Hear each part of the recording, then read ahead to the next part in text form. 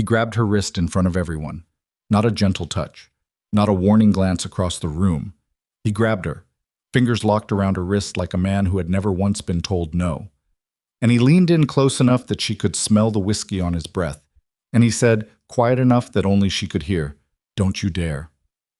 Evelyn Carter Moretti had spent 10 years learning the language of that voice. The flat tone, the stillness underneath it, the way Damien's jaw tightened right before he decided someone was going to pay for embarrassing him. She had always been the one who talked him down. Tonight, she didn't say a word. She just looked at his hand on her wrist, then looked up at him, and smiled. That smile cost her everything, and it gave her everything back. If this story stopped your scroll, stay with me, because what happens next will make you question everything you thought you knew about loyalty, love, and the lies we tell ourselves to survive a marriage. Subscribe to this channel and follow Evelyn's story all the way to the end, because I promise you, you won't see the final twist coming. Hit the like button, drop a comment telling me your city and country, because I genuinely want to know how far this story has traveled. Now, let's go back to where it all began. The invitation arrived on a Tuesday, which was already a bad sign. Evelyn had learned, after 10 years of marriage to Damien Moretti, that Tuesdays were the days things shifted without warning.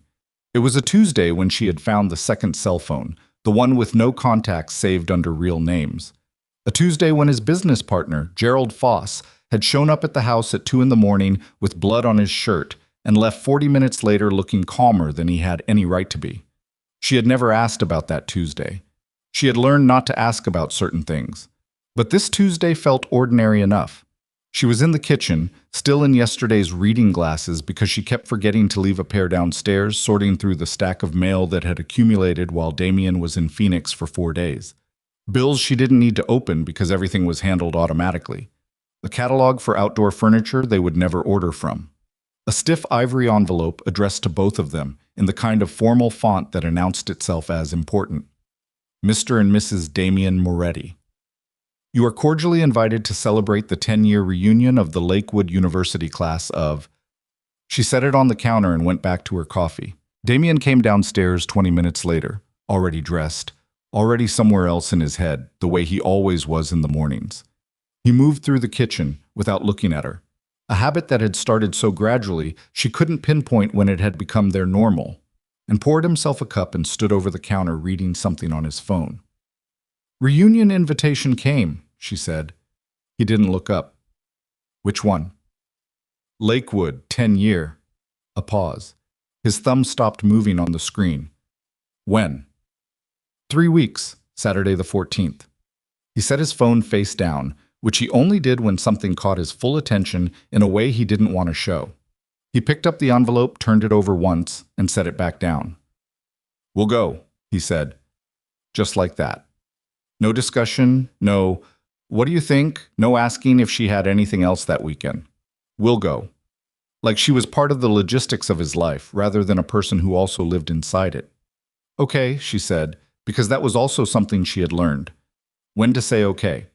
She refilled her coffee and didn't think about it again for 2.5 weeks. She should have thought about it more. The thing about Evelyn Carter, she kept her maiden name professionally, had never fully dissolved into Mrs. Moretti no matter how much Damien's mother had hoped she would, was that she was not a naive woman. She had a master's degree in urban policy from a university that had accepted fewer than 12% of applicants that year. She had worked for 6 years at a nonprofit that dealt with housing displacement, work that required her to read people clearly and quickly, to understand when someone was telling her what she wanted to hear versus what was actually true. She was good at her job. She was observant. She was, by most reasonable measures, sharp. She had also spent 10 years telling herself that the things she noticed didn't mean what they looked like they meant. That was the trap. Not naivety. Something worse, the willful decision to look slightly to the left of the truth, because the truth would require her to dismantle everything. The first time she had looked slightly to the left was about 8 months into the marriage, when she found a receipt for a hotel in the city, not a hotel they had ever stayed in together, tucked into the pocket of Damien's jacket while she was sending it to the dry cleaner. Room for one, midweek, paid in cash because Damien occasionally still paid cash for things, in a way that she associated with his father's generation, men who didn't trust plastic. She had put the receipt back. She had sent the jacket. She had not brought it up.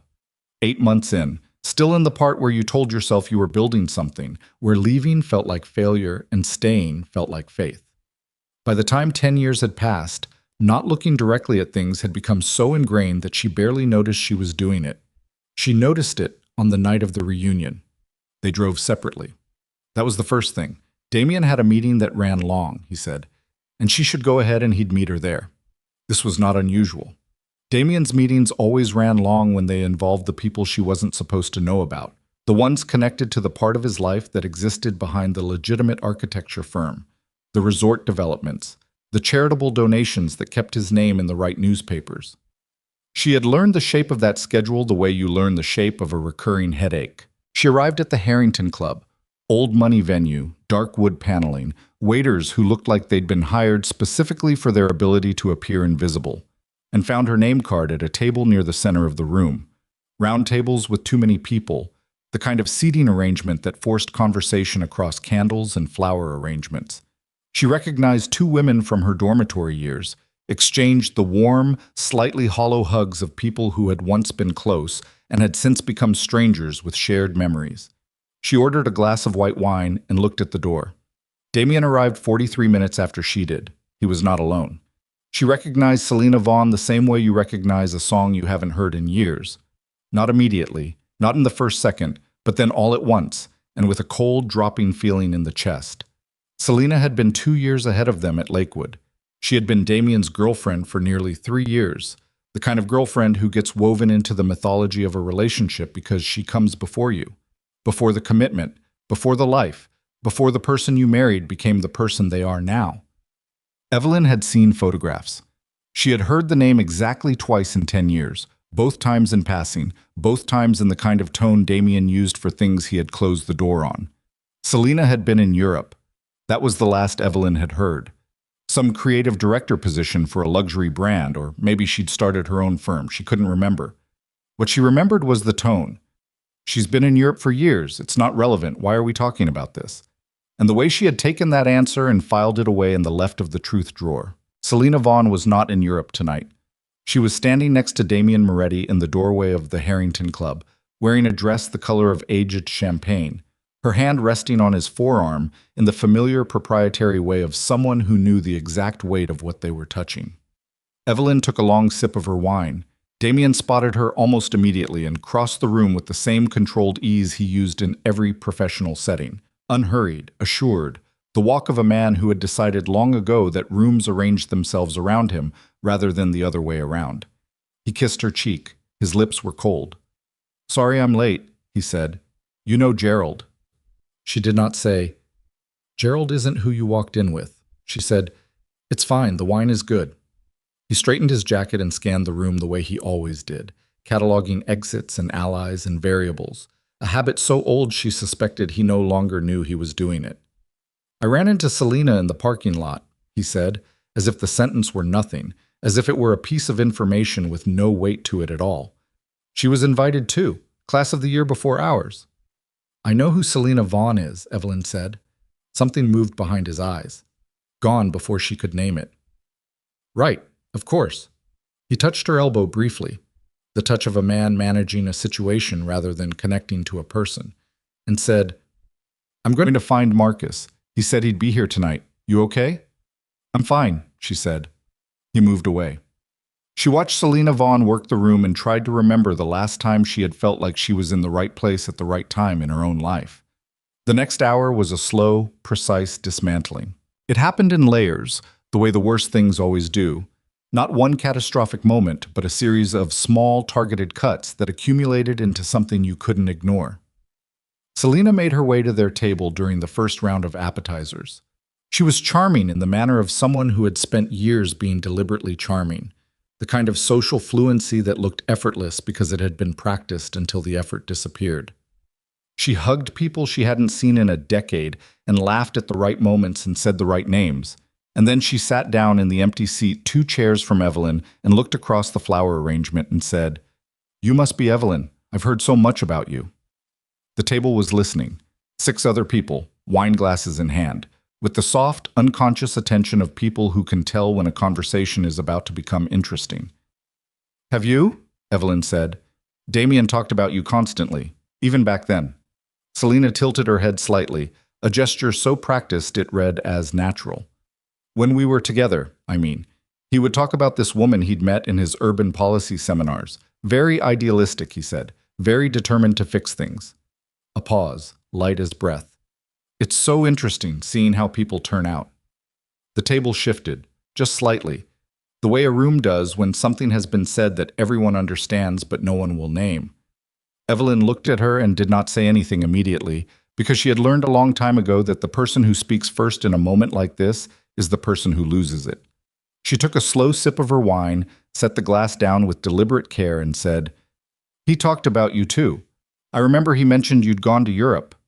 Another pause. "Was that everything you hoped it would be?" Selena's smile didn't waver. It was a good smile. Evelyn gave her that. "It was a beginning," Selena said. "Some things take longer to find their way home." It was exactly the kind of sentence that meant nothing if you wanted it to mean nothing, and meant everything if you were paying attention. Evelyn was paying attention. The table was paying attention. Damien, who had materialized at some point in the last few minutes and was standing half a step behind Evelyn's chair, was very deliberately not looking at either of them. His silence was the loudest thing in the room. Evelyn felt it like a change in air pressure. She had expected him to say something, a redirect, a deflection, the practiced social smoothness he deployed in professional settings when someone said something that needed to be neutralized. He was good at that. It was one of the skills that had made him effective in the parts of his life he kept separate from her. He said nothing, and she understood, in the particular way that understanding arrives after years of carefully not arriving, quiet, complete, and very cold, that his silence was not an accident. The dinner continued.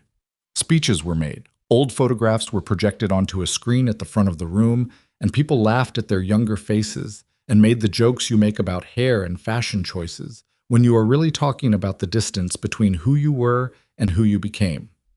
Evelyn ate her salmon and asked the woman on her left about her children, and answered questions about her own work with the answers she always gave, practiced and pleasant and correct. Underneath all of it, something was happening in the specific quiet part of her brain that she had trained over years to stay quiet.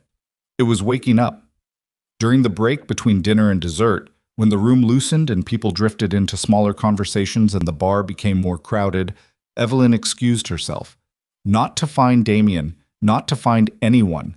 She needed 2 minutes of not performing, which was what she called it privately. Performing. The act of being the appropriate wife in an appropriate room, while the air around her told her things she hadn't given herself permission to hear yet. She was in the small hallway near the coat check when she heard them. She wasn't trying to.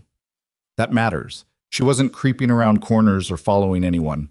She was standing at the coat check asking for her wrap because the room had gone cold, and the alcove curved in a particular way that carried voices.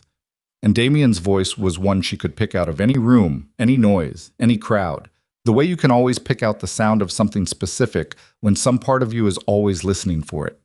He was around the corner, close enough that she could hear him clearly, not close enough that he would have thought she could hear him at all. He said, "You shouldn't have done the thing at the table." And Selena said, quieter, "I was just talking." "You know what you were doing." A pause. Long enough that Evelyn stopped breathing without deciding to. "Damien." Selena's voice had dropped all the performance out of it. This was a different voice, older, more tired, with something real moving underneath it. "When are you going to stop doing this? The back and forth. I came back because you asked me to. You said, I know what I said." "She doesn't know anything." Another pause, shorter. "She knows enough." "About the project?" "About whatever I decide she knows about." His voice was flat in a way that Evelyn recognized. Not the flatness of calm, but the flatness of something compressing under pressure. "The resort is moving forward. The Harrington parcel closes in 6 weeks. Everything is on schedule." "Then what are we waiting for?" "We're not waiting. We're being careful. There's a difference." Evelyn pressed her hand against the wall. She could feel the texture of the wallpaper under her palm. She concentrated on it because concentrating on small, specific physical details was the only thing keeping the rest of her very still. She knew about the resort project. She knew its name, Moretti Grand, the kind of branded luxury development that Damien had been building toward for 7 years. And its general location, somewhere along the Lake Michigan shoreline north of the city. She knew it was the biggest deal of his career. She knew it in the way she knew most things about Damien's professional life, in outline, in broad strokes, in the version he chose to share with her. She had never seen a file, never seen a contract, never been invited into the specifics. When she had asked once about the financial structure, he had told her it was complicated and that he had people handling it and that she didn't need to worry. She had looked slightly to the left. Standing in the hallway with her hand on the wallpaper, she heard Selena Vaughn discuss the Harrington parcel with the ease and detail of someone who had been inside every meeting Evelyn had ever been excluded from. She heard Damien answer in the shorthand of people who have had a conversation so many times it no longer needs full sentences. She heard the word consulting and the word structure, and she heard Damien say, very quietly, the words that would later become the center of everything. The agreement is solid. It won't trace back to anything visible. The coat check attendant returned with her wrap. Evelyn thanked him. She put the wrap around her shoulders. She walked back into the room, found her seat, and sat down with the careful, deliberate movements of someone who has just understood something enormous and has decided in the span of about 30 seconds that she is not going to let anyone know she understood it. Not yet. Dessert was served, a chocolate torte that she didn't eat. The woman on her left was telling a story about her eldest son's lacrosse team, and Evelyn listened and nodded and said, "Oh, how wonderful," at the right moments. And underneath the table, her right hand was curled around her phone, and she was very slowly, very carefully, opening her banking application, the joint account, the one they maintained together, the one with both their names on it, the one that had functioned for years as the account she used for household expenses, while his deeper financial structures, the accounts connected to the business, to the investments, to the things she had never been invited to fully see, remained separate. He had always framed this as organizational efficiency. She had always accepted that framing. She scrolled back 3 months.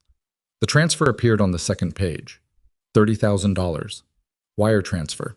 Transferred to a business account registered to something called SV Consulting LLC, dated 6 weeks prior. She scrolled back further. Another transfer. 2 months before that, $15,000, $45,000 total from the account with both their names on it to an entity she had never heard of. She looked at the initials, SV. She put her phone in her clutch and picked up her dessert fork and took one small, precise bite of the chocolate torte. It was very good. She put her fork down and folded her hands in her lap, and for the next 40 minutes she was the most composed woman in the room. That was its own kind of power. She understood that now, but not in some abstract philosophical way, but in the immediate bodily way of someone who has just swallowed something sharp and is very focused on not letting it show. The woman on her left finished her lacrosse story and moved on to private school tuition costs, and Evelyn contributed 3 sentences that were entirely appropriate and remembered none of them afterward.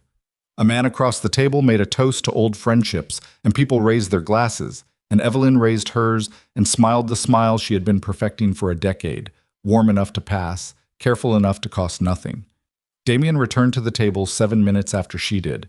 She knew it was 7 minutes because she had been counting, not obsessively, just precisely. The way you count things when the counting is the only thing keeping you from doing something irreversible.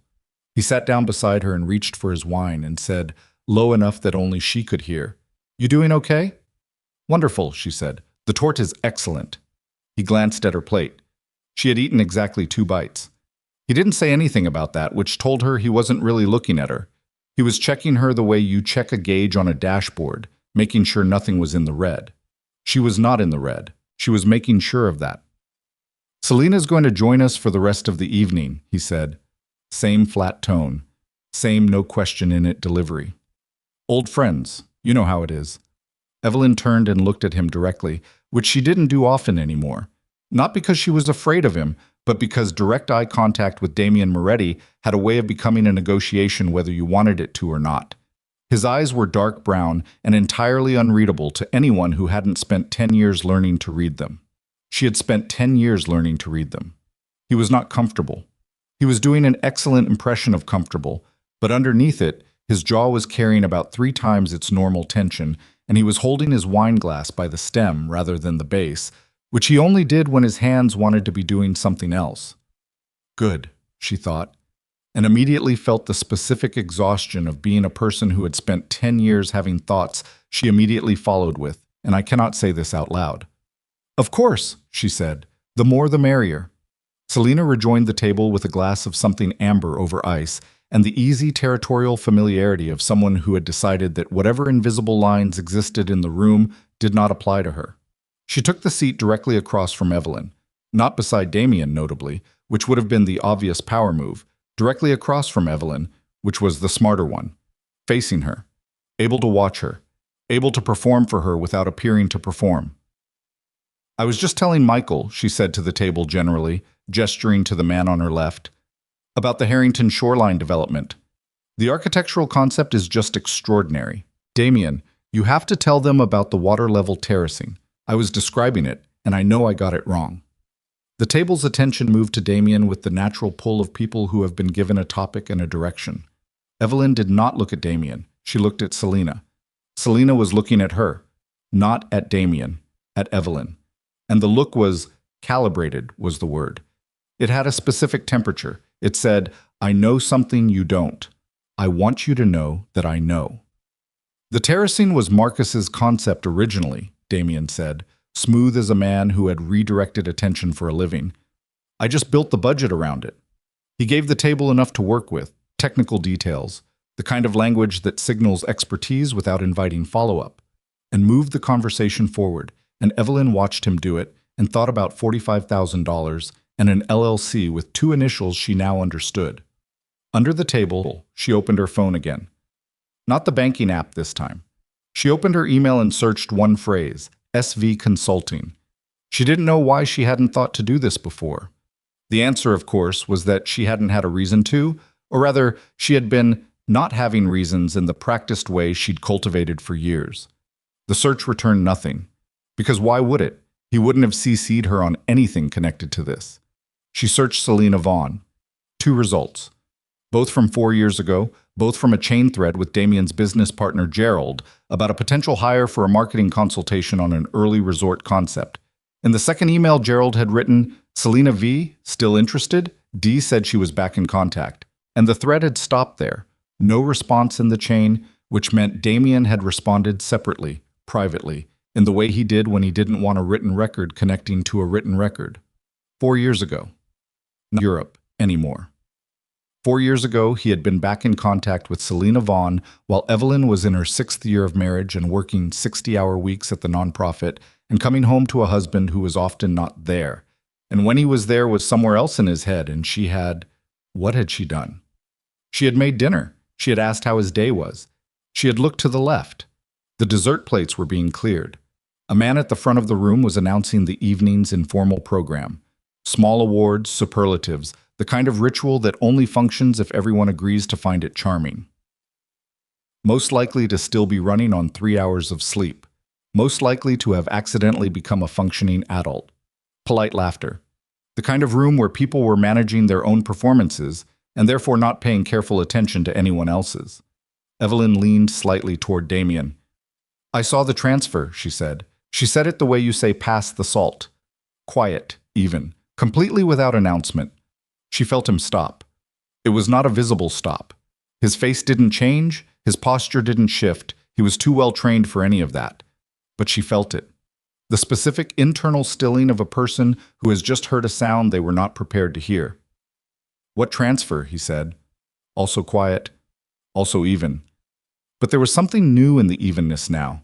A layer of management that hadn't been there before. "SV Consulting," she said, 45,000 from our joint account. A beat. 2. "That's a business expense," he said. "Consulting fees. I told you about that." "You didn't. I'm sure I mentioned it. The resort brought in outside. Damien." She said his name without heat, without volume, without any of the trappings of accusation. Just his name, like a door closing. "You didn't tell me, and I think you know you didn't tell me." The man at the front of the room was reading out a superlative about someone's haircut from their freshman photo. More laughter. The table was watching the screen. Damien turned toward her slightly.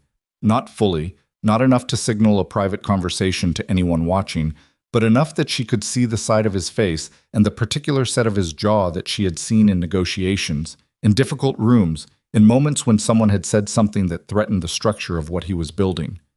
"This isn't the place," he said. "I agree," she said. "But you just told me Selena is staying for the rest of the evening, which tells me there isn't going to be a better place tonight, so I thought I'd mention it now." "We'll talk at home." "We will," she said. "Absolutely." She smiled at the front of the room as another superlative was announced. Beside her, Damien's hand on the table was very still in the way of something that wanted to move. Across the table, Selena was watching them both. Evelyn looked at her directly, held it for a count of 3, then looked back at the front of the room and applauded lightly for whoever had just received their imaginary award. The next 20 minutes had the particular quality of a room that doesn't know it's a pressure cooker yet. Evelyn excused herself again. Genuinely this time, she needed the bathroom. Her hands were doing something she didn't want them to do in public. A fine tremor that she recognized as adrenaline metabolizing through a body that had been holding itself very controlled for quite a while. She ran cold water over her wrists at the sink the way her mother had taught her. Cold water, pulse points, breathe through your nose. And she looked at herself in the mirror and said, internally and with some force, "Not yet. Not yet. Not yet. Not yet." She needed more than what she had. A banking transfer and an overheard conversation and an email chain from 4 years ago. Those were not enough. Those were the shape of something. She needed the thing itself. She dried her hands and went back out. Selena was in the hallway. Not by accident, Evelyn understood that immediately, the same way she had understood the seat choice and the specific phrasing of "I've heard so much about you," and every other small deliberate move that Selena had been making all evening. This was a woman who planned her positions in advance.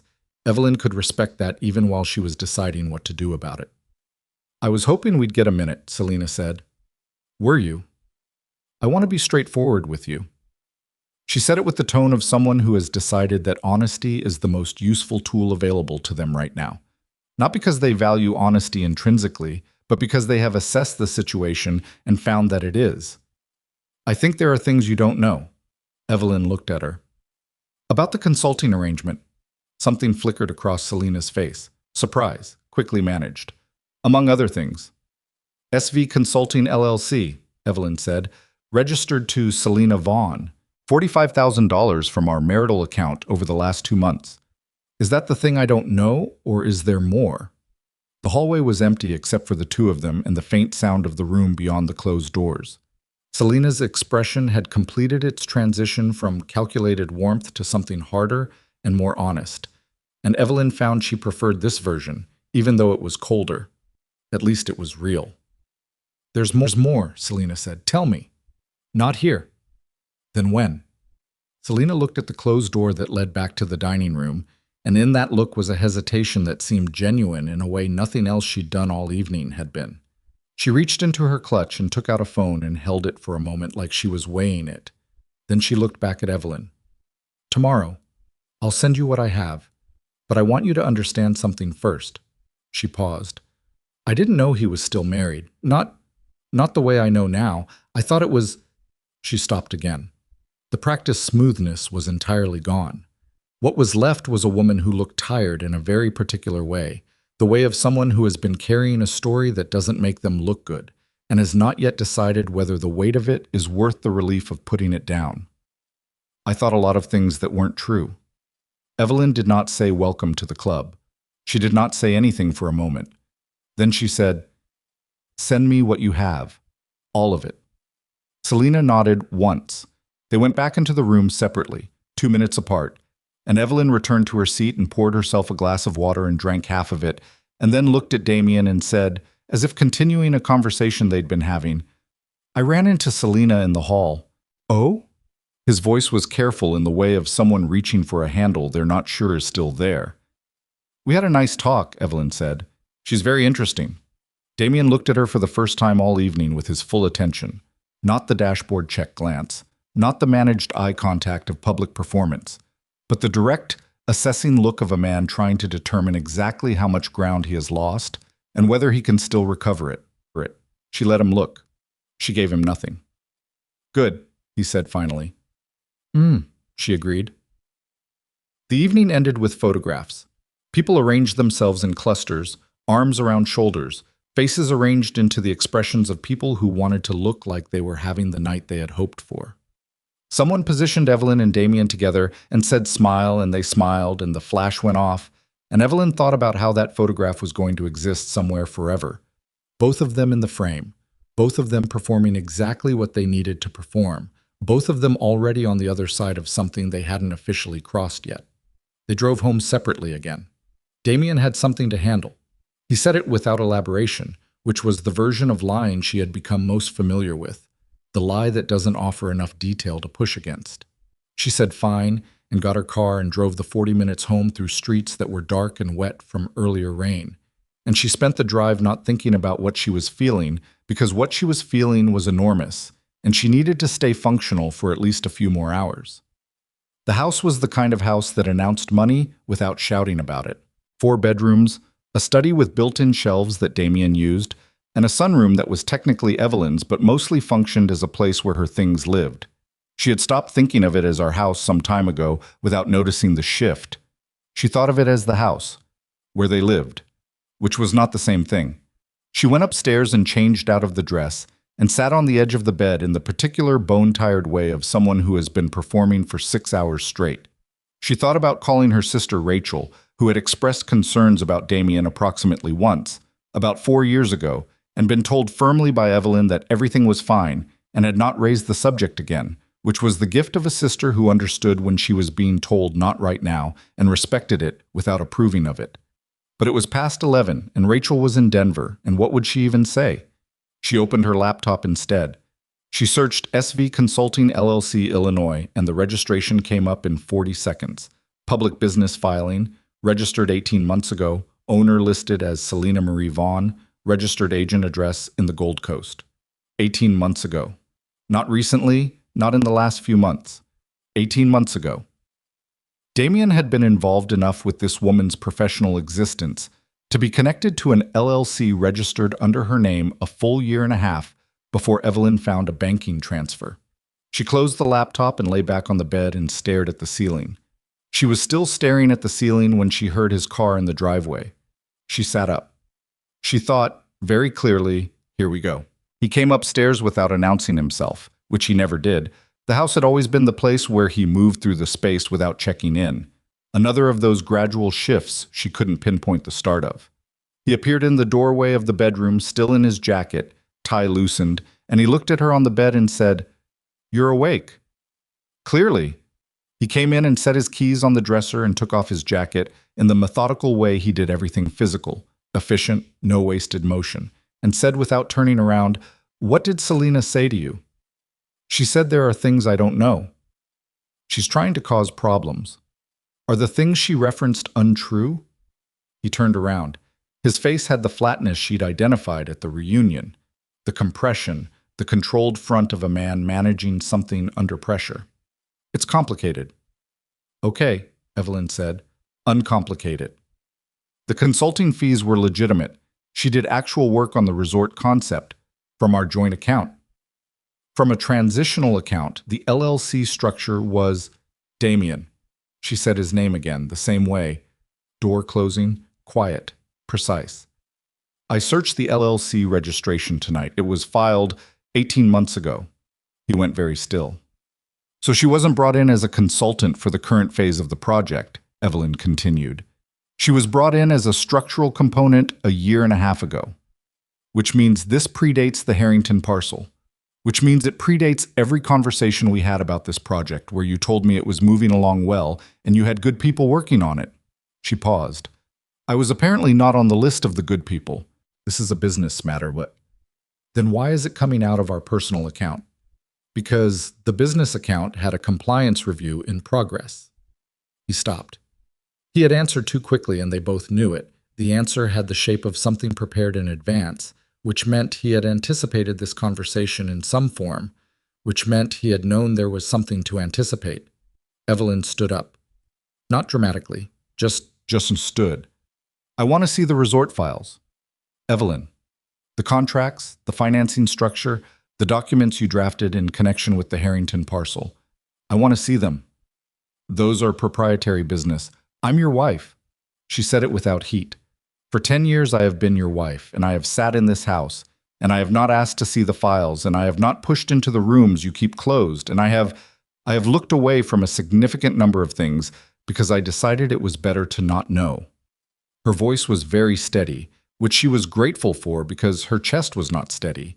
Her chest was doing something complicated that had been building since she'd heard his voice around that corner, telling someone that something wouldn't trace back to anything visible.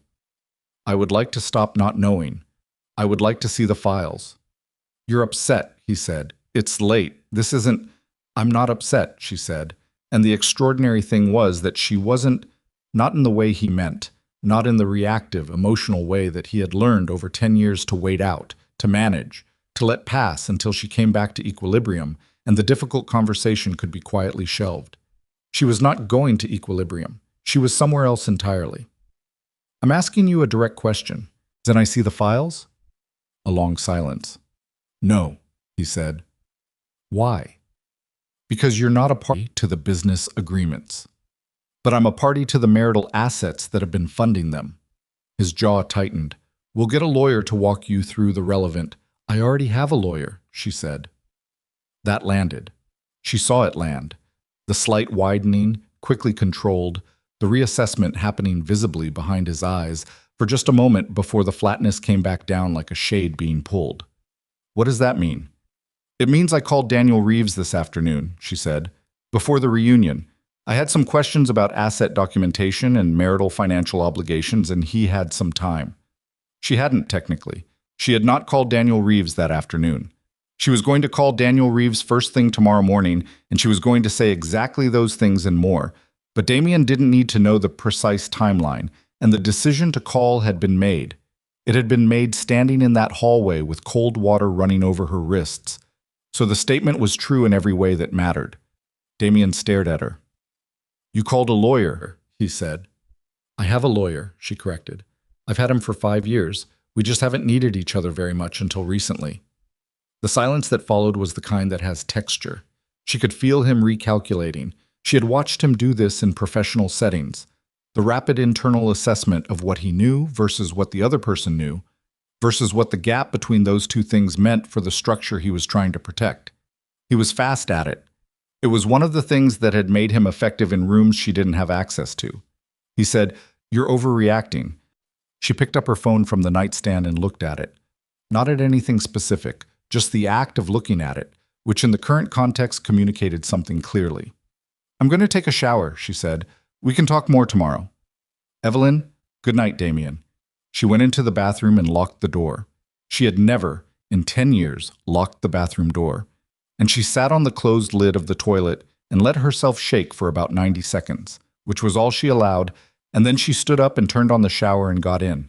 She stayed in a long time, long enough for the water to go lukewarm, long enough for the trembling in her hands to fully stop, long enough to think through, quietly and without panic, what the next 72 hours needed to look like. When she came out, Damien was not in the bedroom. She looked at the empty space on his side of the bed and thought about how it looked like every other night when he stayed up late in the study, and how tonight was nothing like every other night, and how the house had the same geometry it always had and felt completely different inside it. Her phone lit up on the nightstand. A text from a number she didn't have saved. I said there's more. I meant it. Tomorrow, I'll send everything. There are messages, Evelyn. There are messages where he promises me a future, where he talks about the post-nuptial structure, where he explains how it all fits together once the assets are protected. You need to see them before he finds out I have them. She read it twice. Then she screenshotted it, saved it to a folder she created in that moment, and labeled with a string of numbers rather than words, and plugged her phone in and lay down in the dark. Downstairs, she could hear him moving. The particular sounds of a person who thought everyone else in the house was asleep. Careful, but not careful enough. The study door. The desk drawer. The low, careful percussion of someone locating something. She lay in the dark for 2 hours and did not sleep. Not the restless, fitful not sleeping of someone with ordinary anxiety. The specific, very alert not sleeping of a person whose brain has shifted into a register it doesn't normally operate in, processing information with a cold efficiency that felt almost foreign to her, like borrowing someone else's nervous system. She heard Damien come upstairs at some point past 1 in the morning. She heard him pause outside the bedroom door. She kept her breathing slow and even, and her body still, and after about 30 seconds she heard him move down the hall to the guest room, and she listened to the sound of that door closing and thought, he didn't even try. 10 years of marriage, and he didn't try the door. She was up at 5:15, showered, dressed in clothes that felt appropriate for the day she was about to have. Not the clothes of a woman who was devastated, not the clothes of a woman who was falling apart, but the plain, functional clothes of someone with a significant amount of work ahead of them. Dark trousers, a gray blouse, flat shoes.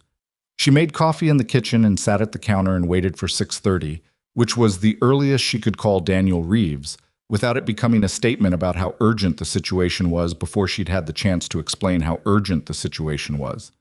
At 6:22, her phone lit up with an email from an address she didn't recognize. The subject line was blank. There were 11 attachments. She opened the first one with her coffee cup still in her hand and set the cup down very slowly about 4 seconds later and did not pick it up again for a long time. The messages were screenshots, text threads mostly, some email, all of them between Damien and Selena, spanning a period of 14 months. She could see the timestamps. She could see the progression. She could see the specific documented architecture of a plan that had been built quietly and carefully over more than a year, while she had been living in the same house as the man who was building it, sleeping in the same bed, saying fine and okay and good night, and not looking directly at the things that were right in front of her face. The early messages were what she might have expected. The language of two people reconnecting after distance, the particular warmth of history being reactivated. She moved through those quickly, not because they didn't matter, but because they were not the part that stopped her breathing. The part that stopped her breathing was the 7th attachment. It was an email. Sent from Damien's personal account, not his business account, not any account she had ever had access to, a personal account with a Gmail address she had not known existed, to Selena, dated 9 months ago. It was long, 3 pages if you printed it, dense with the kind of language that Damien used when he was being precise, when he was laying out a structure for someone he needed to trust the plan. The subject line was timeline. She read it twice. Then she read it a third time, more slowly, stopping at specific sentences to make sure she was understanding them correctly and not constructing something that wasn't there. She was not constructing something that wasn't there. The email laid out, in the organized, methodical way of a man who built large things for a living, the precise sequence by which he intended to exit his marriage while retaining maximum control of the financial assets he had accumulated within it. It referenced the post-nuptial agreement, not as something he had proposed to Evelyn, but as something he was having quietly drafted, the kind of drafting that happened without the other party's knowledge, the kind that only became relevant when you were ready to present it as a fait accompli. It referenced the transfer of certain business interests into structures that would render them difficult to reach in a divorce settlement. It referenced the Harrington parcel specifically, the timing of its closing, the way the profit from it would flow through a set of entities that Evelyn's name was not attached to. It said, by the time this is visible to anyone on her side, it'll already be structured correctly. The window is roughly 6 to 8 months. I need the resort deal to close first. It said, I've already started the process. She doesn't know. It said, in the second to last paragraph, a sentence that Evelyn read once, and then set her phone face down on the counter and pressed both palms flat on the marble and breathed through her nose for a full minute before picking it back up. She's not a bad person. She just stopped being the right person a long time ago. I need to handle this cleanly. She thought about 10 years.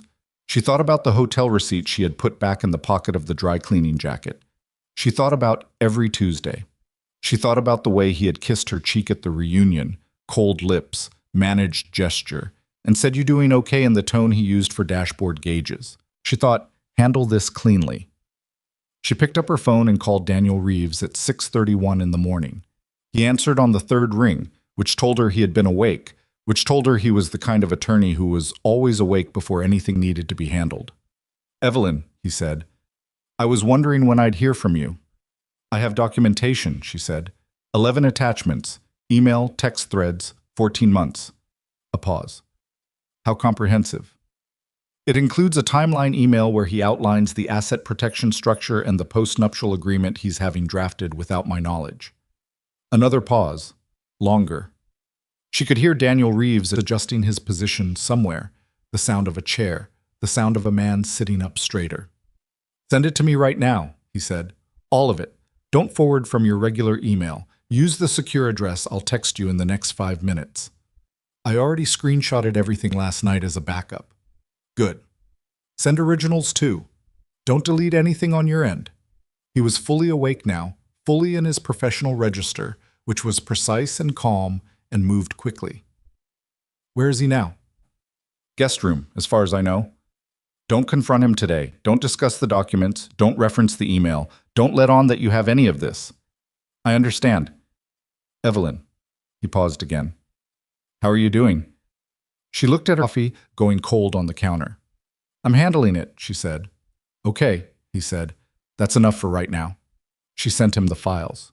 Then she went upstairs and stood in the doorway of the guest room and looked at Damien asleep in the narrow bed with his arm over his face, the way he had always slept when something was bothering him. And she stood there for long enough that it became something she had done deliberately rather than accidentally. And then she went back downstairs and waited. He came down at 7:45 in yesterday's shirt. He poured himself coffee without speaking and stood at the counter and looked out the window at the backyard for a while. She was at the kitchen table with her laptop open, and she watched him without making it look like watching. "We should talk," he said finally, still looking at the window. "Okay." He turned around. His face was tired in a way she hadn't seen before. Not the managed, controlled tiredness of a busy man, but something deeper and less organized. "I know last night was difficult. It was an interesting evening. Selena it's not what it looks like." "What does it look like?" He set his coffee down. "Evelyn." "I'm asking genuinely," she said, "because I'd like to know what you think it looks like from where I'm standing, and then you can tell me what it actually is." He was quiet for a moment. "There's history there that I haven't fully addressed. With her. I know that's not what's SV Consulting LLC." His jaw tightened. "I told you last night. You told me it was a consulting arrangement for the resort. I'd like to know specifically what she consulted on. In detail. What deliverables, what timeline, what the scope of work was." He stared at her. She had never spoken to him like this. Not in this register, not with this kind of precision, not the way one person speaks to another when they are documenting the conversation in their head as it happens. She watched him understand that something had shifted overnight and that he didn't yet know by how much. "I'm not going to stand here and justify business decisions to you," he said. "Then sit down." "Evelyn, sit down." The kitchen was very quiet. Outside, a bird started somewhere and then stopped. Damien looked at her for a long moment, and then, for the first time in probably years, he did what she said. He sat down across from her. She closed her laptop. She folded her hands on the table. She was aware of her heartbeat in a way that was very clear. Not racing, not panicked, just present, just there. A steady percussion that reminded her she was still functional, still in her body, still here. "I want to talk about the postnuptial agreement," she said. The color changed in his face. Not dramatically. Damien Moretti did not do dramatic visible reactions, had trained himself out of them over a long time in rooms where reactions were expensive. But enough. Enough that she knew she had the right document. "Where did you hear about that?" "Is it being drafted?" "That's yes or no?" "It's a standard financial planning instrument for someone at my level of without my knowledge." He said nothing. "Without my knowledge," she said again. "Without my participation. Without my attorney being consulted or my name appearing anywhere in the preparation of a document that would materially alter my financial position in this marriage." She paused. "That's not a financial planning instrument. That's an ambush." I'm being accurate." She unfolded her hands and placed them flat on the table, palms down, the same gesture she had used at the kitchen counter an hour ago, with different emotions behind it. "I have a question, and I would like a straight answer. Were you planning to present me with this document after the Harrington deal closed?" The silence lasted long enough that it became its own answer. "I see," she said. "It's more complicated. How long have you been planning to leave?" He looked at her. Something moved through his face that she could not entirely categorize. Not guilt, not quite. Damien's relationship with guilt was not simple, but something adjacent to it. Something in the neighborhood of being seen in a way he had not prepared for. "That's not a question I can answer in a single, how long?" "Evelyn." "How long, Damien?" He put both hands around his coffee cup. His knuckles were white. "A while," he said finally, quietly, like the word cost him something, and not because he was sorry for it, but because saying it out loud made it a different kind of real. A while. She had known the answer. She had known it from the email, from the LLC registration date, from the 4-year-old email chain about Selena being back in contact, from the hotel receipt she had put back in a jacket pocket when she was 8 months married and still believed in the faith of staying. She had known it was going to be a while. Knowing and hearing were not the same thing. She stood up and picked up her laptop and said, "Thank you for telling me," and walked out of the kitchen. She drove to Daniel Reeves' office at 9 o'clock. He had cleared his morning. His assistant brought coffee and then left, and they sat across from each other at his conference table, with the 11 attachments printed out between them, and he walked her through what they were looking at. It was worse than she'd grasped at 5 in the morning. The postnuptial agreement, as described in the email timeline, was designed to waive her rights to any business assets accumulated after a specific date. A date that had already passed, she realized, which meant the window he had described in the email, the 6 to 8 months, was already partially elapsed. The Harrington parcel was the centerpiece, a deal projected to generate north of $4 million in initial returns, money that would flow through entities structured specifically to exclude her claims. The $45,000 to SV Consulting was the smallest piece, a line item, almost rounding error in the context of what he had been building. "He's been preparing this for over a year," Daniel said. He had the flat, careful tone of an attorney delivering information that he knows is going to land hard. The LLC structure, the asset transfers, the consulting payments, they're all pieces of the same preparation. He was protecting his position before initiating proceedings. "Can we stop the Harrington closing?" "We can complicate it significantly." He looked at her over the printed pages. "The transfers from the joint account give us grounds for a dissipation claim. If we can demonstrate that marital assets were used to benefit a third party in the context of an ongoing plan to defraud you of your equitable share," "They were," she said. "The email says exactly that. He uses the word structure 4 times. Daniel made a note. "The email is the foundation. Everything else is built on that." He paused. "Did you have any other documentation? Anything from his study? Anything he may have left visible?" She thought about the sounds from downstairs the previous night. The study door. The desk drawer. "Not yet," she said. The morning moved fast in the way of mornings when significant things are being organized. Daniel filed preliminary documentation, the opening moves of what was going to become a significant legal engagement. He arranged for a forensic financial consultant to begin reviewing the accessible records. He advised her on what to do and not do in the house, what to say and not say to Damien, how to conduct herself in the window before he understood the full extent of what was coming. She was back in the car by noon. She sat in the parking garage for a few minutes before starting the engine. The garage was dim and concrete and smelled like exhaust, and she sat in it and thought about what Daniel had said at the end of the meeting, after the strategy discussion was done, and he was walking her to the elevator and he had stopped and said, carefully, "Evelyn, I want you to think about your safety. If he understands the extent of what you have, he controls a criminal organization," she said. A pause.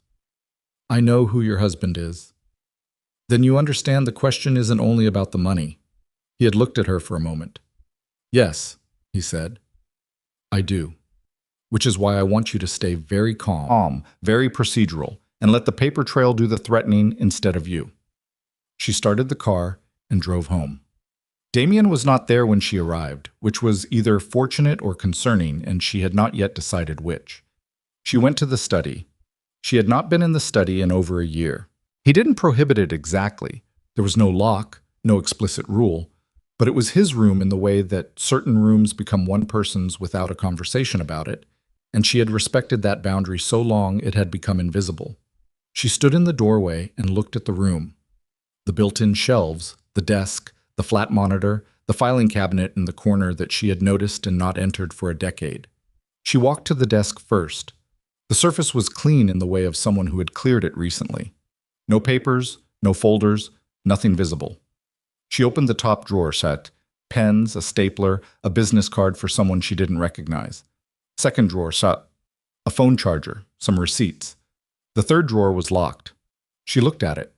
She had not known the drawer had a lock. She crouched down and looked more closely at the mechanism. It was not a complicated lock, the kind that came standard on office desks, the kind that a letter opener or a small flat tool could probably manage. And she thought about Daniel's voice saying, very procedural, let the paper trail do the threatening, and she stood back up and did not try to open it. She went to the filing cabinet instead. It was not locked. She stood in front of it for a moment with her hand on the handle and thought about all the times she had walked past this room and told herself she didn't need to know what was in here. And then she pulled it open. The files were labeled in Damien's handwriting, systematic, architectural in their organization, the same structured clarity he brought to everything professional. She moved through them with her phone out, photographing each label before opening, then photographing the key documents inside. Building permits, insurance certificates, contractor agreements for 3 different resort properties across 2 states.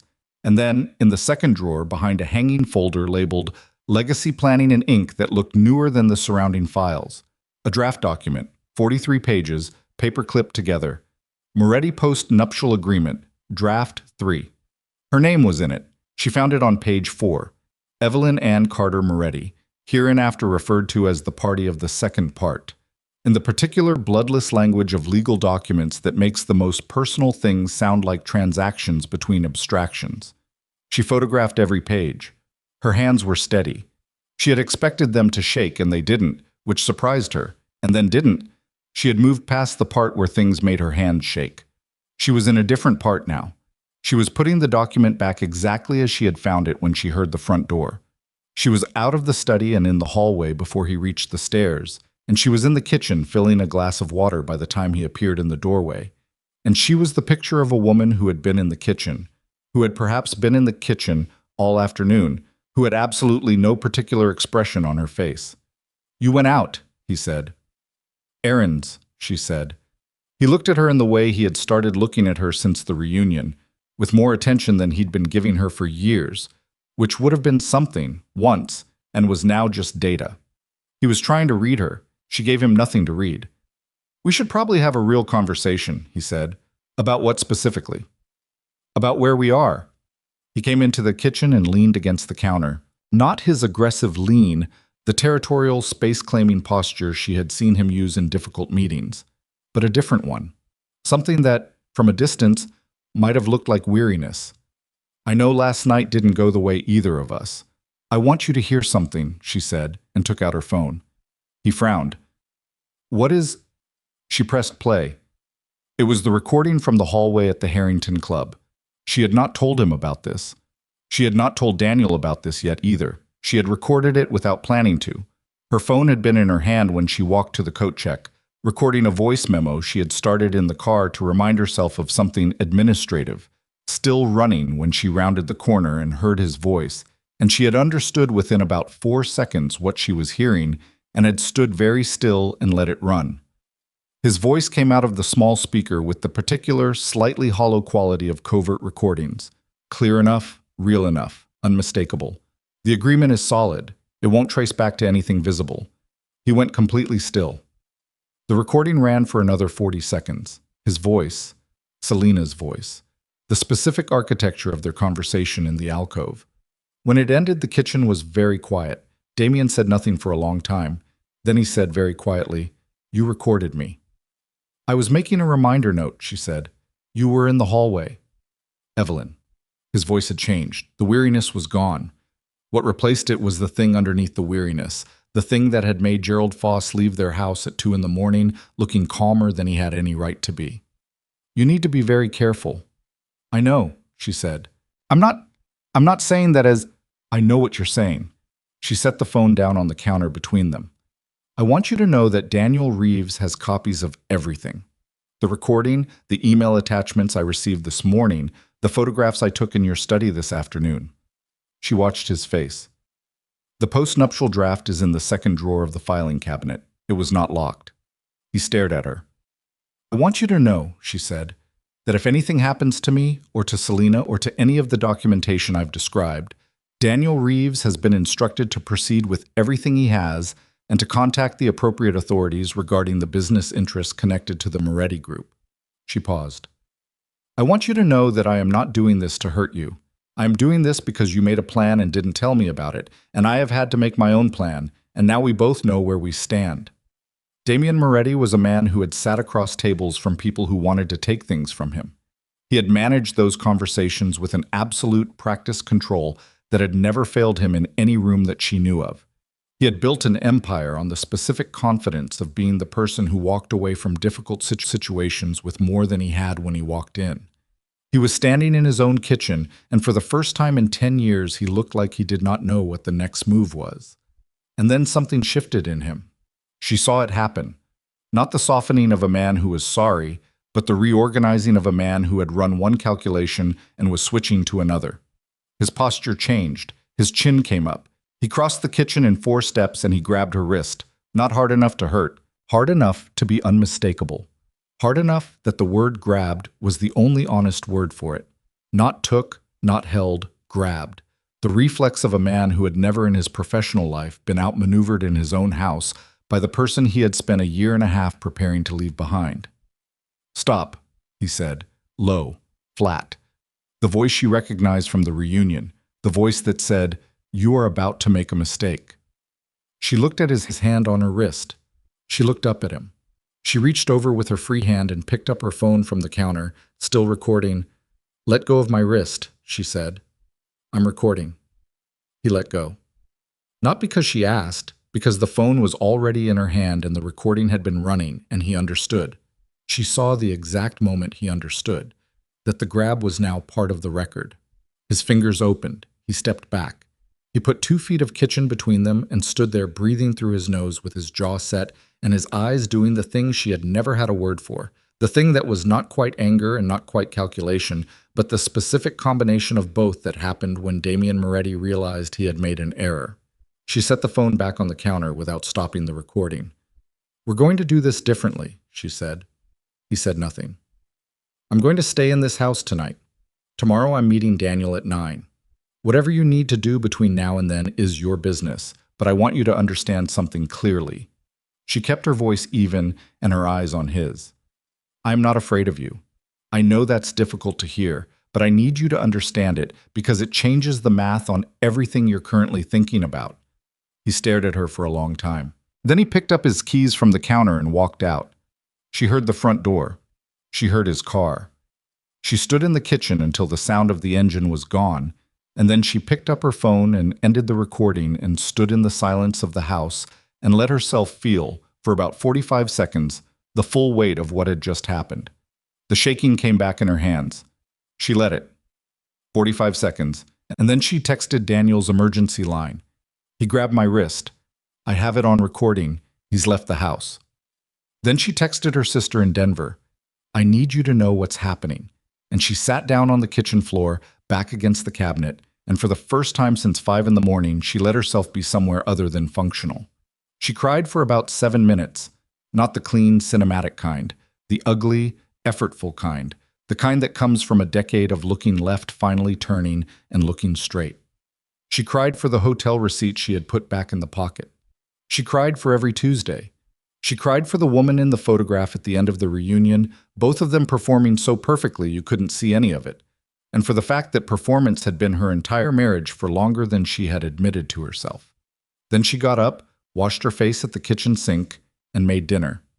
She ate alone at the table with the recording backed up to 3 separate locations, and Daniel Reeves' number in her recent calls and her sister on a text thread, saying I'm booking a flight, and none of it feeling like victory, not even close, but feeling like something solid under her feet after a very long time of standing on ground she hadn't been allowed to examine. Damien did not come home that night. She slept better than she had in years, which was the strangest part. Not well, not deeply, but with the particular relief of someone who has stopped waiting for a thing to happen because the thing is already happening. She was in it now.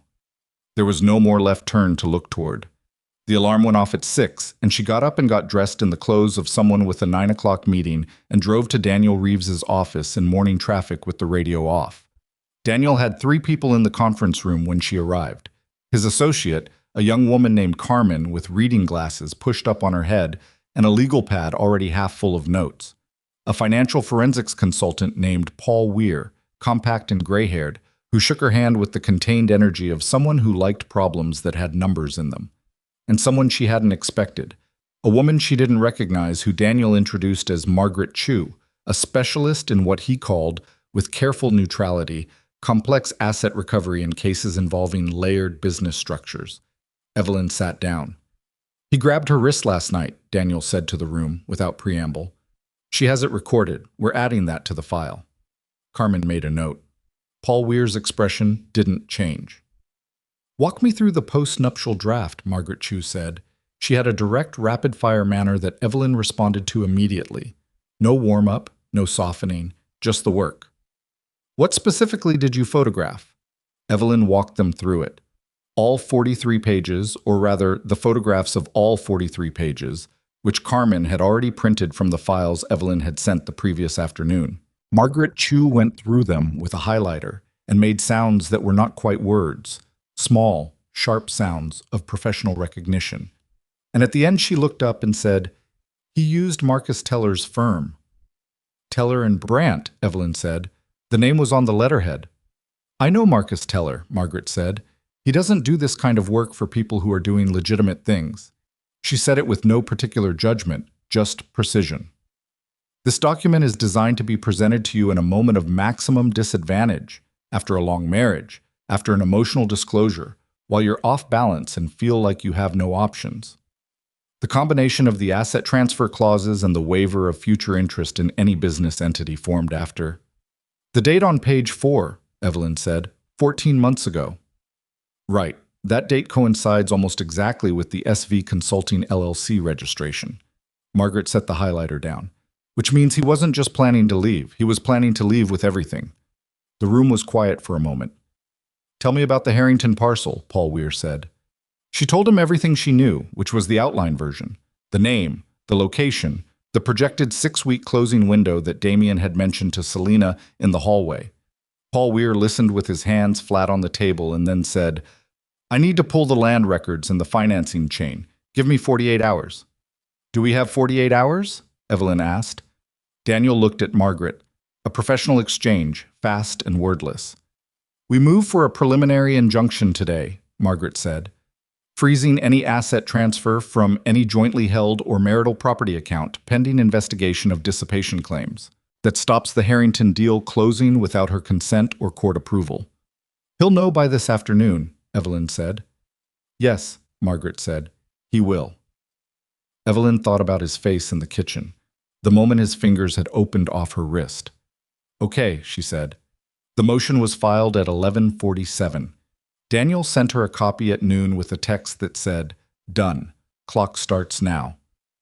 She was sitting in her car in the parking garage again, the same dim concrete smell, and she read the filing and thought about Damien receiving it, about the moment his attorney called him, about what his face would do when it became official. Not a wife who had discovered something and was upset, not a domestic difficulty to be managed, but a legal action with forensic documentation behind it, filed by a woman with a team that knew exactly what it was looking at. She drove home. He was there. His car was in the driveway when she pulled in, which sent a cold, quick pulse through her chest that she recognized as fear and did not apologize to herself for feeling. She sat in the car for a moment and thought about Daniel's instruction. Let the paper trail do the threatening. And she thought about the grab last night and the recording she had of it, and the fact that he now knew she had filed, and she thought, with clarity, that she was going to go inside and she was going to be calm, and she was going to be exactly who she had been in that kitchen last night, which was the most dangerous version of herself she had ever been. She went inside. He was in the living room, standing, not sitting. The standing of someone who had been pacing and had stopped when he heard the door. He had changed clothes. He looked like he had not slept, which was information. I was holding his phone in one hand and there was nothing relaxed in any part of him. "You filed," he said. "My attorney filed," she said. She set her bag down by the door. She did not move toward him. "That's how it works." "You filed a dissipation claim." His voice was very controlled. Too controlled, the kind of control that was all surface with nothing behind it, like a wall that had been painted without being repaired. "Against a legitimate business transaction." "The injunction freezes the transfer pending investigation," she said. "Not forever, until we can establish what marital assets were used in its structuring." "You know what that does to the deal timing," I have an idea. The Harrington Group has a walk clause if closing doesn't happen within the window. I know. Evelyn. He stepped toward her. Not grabbing. He had learned that much in the last 16 hours. The grab was not a tool anymore. The grab was evidence. But moving toward her with the full physical authority of a large man who had spent his life understanding that his size was one of his languages. Do you understand what you're doing? This is not a disagreement about household finances. Do you understand the scale of what's at stake? I think I do, she said. Do you? I have associates, he said. People who have an interest in the Harrington deal closing. These are not people who handle delays well. She looked at him. Is that a threat? It's a description of the situation. Then describe it to your attorney. Who can describe it to my attorney? Who can describe it to the judge who signed the injunction? She paused. That's also how it works, Damien. Something cracked in his face. Not broke. Cracked. A small fracture in the controlled surface, and through it she could see the actual pressure beneath, the thing that had been building since the filing hit his phone, which was not just anger but something rawer and more specific, the fear of a man who has always been the one with information losing that position for the first time. Where did you get the emails? He said. She said nothing. Selena. He said the name with a flatness that was its own verdict. She sent them to you. I received documentation, Evelyn said, from multiple sources. Selena doesn't understand what she's done. He turned away from her, ran one hand through his hair, a gesture she had almost never seen from him, the kind of disorganized physical tell he had always been too controlled to make. She doesn't understand the people she's involving herself with by doing this. Then maybe you should have thought about that before you used her. She said it without heat, which made it land harder than heat would have. She told me she didn't know the full picture, that you made her certain promises. She knew exactly. She knew what you let her know. Evelyn crossed her arms. Which is apparently a skill you've developed to a very high level, letting people know exactly as much as you need them to know. He stared at her across the room, and the silence had a physical quality, a weight and texture, the kind that accumulates between two people who have been performing safety at each other for a long time and have both stopped performing at the same moment. What do you want? He said. Not hostile, genuinely asking, which was the most honest he had been with her in years, maybe ever, and she hated that it took this to get there. A fair accounting of 10 years, she said. Access to the financial records. Equitable distribution of what we built together. She paused. And I want the postnuptial draft destroyed. Every version. You can't prove that document.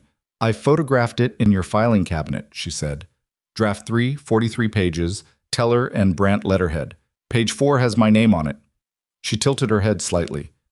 How many drafts do you think my attorney's financial team can find if they start pulling the threads on the Moretti Group's internal communications?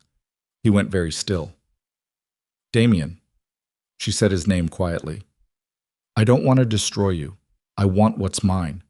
There's a difference, and I need you to understand that difference in the next 24 hours because after that, the options start narrowing. He looked at her for a long, long time. Then his phone rang. He looked at the screen. His face did something she hadn't seen it do. Not the controlled compression, not the managed authority, but a visible flinch, fast and honest, gone in a second, but real. He looked up at her, and then looked back at the screen. I have to take this, he said. Take it. He walked out of the living room and she heard him in the hallway, voice low, speaking in a register he used for specific conversations. Not the business voice, not the domestic voice, the third voice, the one she had spent 10 years not asking about. She couldn't make out words. She stood in the living room and breathed and cataloged her own physical state the way she had learned to do in the last 48 hours. Hands steady, heartbeat elevated but regular, jaw tight. She consciously loosened her jaw. He came back in 4 minutes. His face had gone a specific color she associated with bad news arriving in the professional register, slightly ashen, slightly tightened at the eyes. The Harrington Group's attorneys have been contacted about the injunction, he said, that would follow. They've issued a preliminary notice under the walk clause. She had expected this. Daniel had warned her it might happen fast. She nodded. There are $4.5 million connected to that deal, he said. not counting the secondary development phases. 4.5 million that does not close if this injunction stands. Then we should resolve this quickly and fairly, she said, which is what I've been saying. You don't... He stopped, started again. You don't understand who else has money in this deal. It's not just my capital. There are other investors, people in the organization, she said. He looked at her. I know what the Moretti Group is, Damien. She said it plainly. The first time in 10 years she had said it plainly. The first time the left turn was fully gone, and she was just looking straight. I've known for a long time. I chose not to think about it, which I understand is its own kind of choice, and I'm not going to pretend otherwise. But I need you to understand that the injunction is not going away because other investors are inconvenienced. My attorney is prepared for whatever pressure gets applied. This isn't pressure, he said. This is... The doorbell rang. They both looked toward the front of the house. Nobody rang their doorbell unannounced. That was not a thing that happened. The people in Damien's life called before they came, or they used the side entrance by the garage, or they didn't come to the house at all. The doorbell ringing was outside the grammar of how their house functioned. Damien moved toward the door. Wait, she said. He stopped. She took out her phone and opened the camera and held it at her side, angled toward the door. Old instinct or new instinct, she wasn't sure anymore. Go ahead, she said. He opened the door. Selena Vaughn was standing on the front step, and she looked nothing like she had at the reunion. No dress the color of aged champagne, no practiced social warmth, no calibrated performance. She was in jeans and a dark jacket, and her hair was pulled back, and she had been crying recently enough that it still showed in the lines around her eyes, and she was holding a manila envelope against her chest with both arms crossed over it like she was protecting it, or being protected by it. She looked at Damien, then she looked past him at Evelyn. He knows I sent you the files, she said. Her voice was rougher than it had been at the reunion. I got a call an hour ago from a man named Gerald Foss. I've never spoken to Gerald Foss in my life, but he knew my address, and he knew what I'd sent, and he told me to... She stopped, swallowed, looked at Damien with an expression that had moved entirely past whatever the reunion had been, and into something much more exposed. I'm not going back to Europe, and I'm not doing whatever you need me to do to make this go away. I'm done. Selena. Damien's voice had taken on a quality that Evelyn recognized from the kitchen 2 nights ago. The warning register, the flat, pressurized tone. You need to come inside. I'm not coming inside. She held the envelope tighter. I have the rest of it. Everything, not just the messages I sent you. She looked at Evelyn again. The financial documents he shared with me, the structure charts, the names of the entities. He showed me all of it because he wanted me to understand how safe it was going to be, how untouchable. Her voice broke on the last word and she pressed her mouth together for a moment and got it back. I have copies of everything he shared with me. I want to give them to your attorney. Selena. Lower now, quieter. The quality that made Gerald Foss leave houses at 2 a.m. looking calm. She looked at him. Her jaw was shaking slightly and she was holding it still by effort. Don't, she said. Don't do the voice. I've had the voice done at me for a year and I'm standing on this step and I'm done with the voice. Evelyn stepped around Damien to the doorway. Come in, she said to Selena. We'll call my attorney together. Damien stepped sideways, blocking the doorway. Not dramatic, just there. His body in the space between Evelyn and Selena and the outside, and his face doing the thing she had never fully named, the thing that was both calculation and warning in the same expression. This conversation, he said, does not happen without my attorney present. That's fine, Evelyn said. Call your attorney. It'll take him 30 minutes to get here. While we wait, Selena is going to come inside and sit down. She looked at him with the same directness she had found 2 days ago and had not lost since. Move, Damien. He didn't move. The 3 of them stood in the doorway of the house with the afternoon light coming down flat, and the neighborhood absolutely quiet, and a manila envelope full of documents pressed against the chest of a woman who had been used as a piece in a plan she hadn't fully understood until it was too late. And Evelyn Carter Moretti looked at the man she had married 10 years ago and waited for him to make a choice that neither of them could undo. He stepped aside. Selena came in.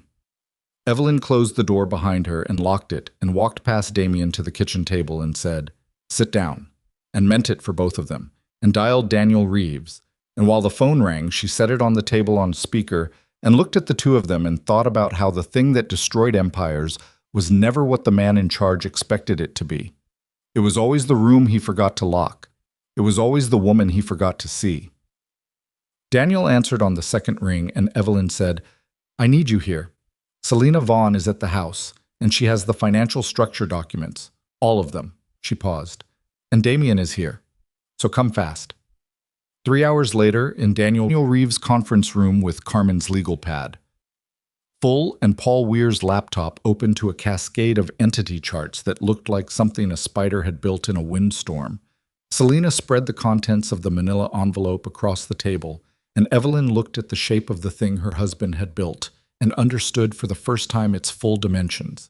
It was more than 4.5 million. Paul Weir looked at the entity structure for a long time, tracing lines between boxes with his finger, and then he looked up and said, with the flat effect of someone reporting weather, he moved $14 million through 6 different entities in the last 22 months.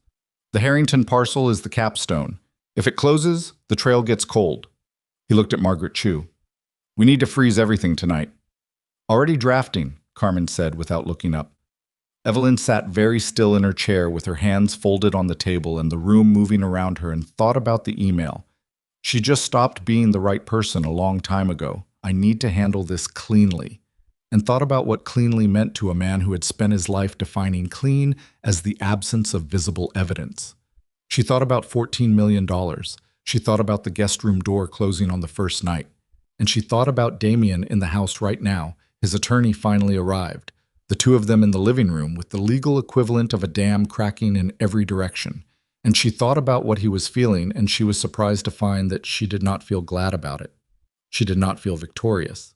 She did not feel the satisfaction she had perhaps expected to feel at the moment when the thing was fully in the open and undeniable. She felt something quieter and more complicated. Like the end of a long physical effort, like setting down something heavy and finding that your arms still held the shape of carrying it. Carmen looked up from her laptop. "We have a problem," she said. Everyone looked at her. "Gerald Foss contacted the Harrington Group's lead attorney an hour ago," Carmen said, "before we could get the additional freeze motions filed. He told them the injunction was the action of a domestic dispute and that it didn't represent a legitimate claim against the deal structure." She paused. "The Harrington Group has indicated they're proceeding with the closing, tomorrow morning, 7 a.m. The room went quiet. Margaret Chu said, "Can we get an emergency hearing tonight?" "I'm calling the judge's clerk now," Daniel said, already on his phone, already moving toward the door with the controlled urgency of someone running on experience rather than panic.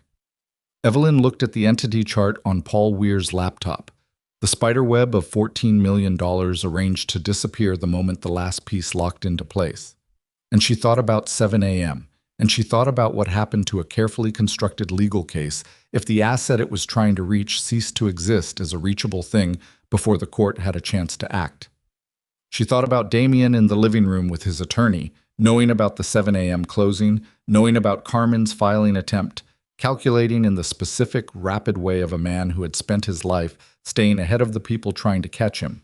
She thought, "He's not done." And she thought, "Neither am I." She stood up.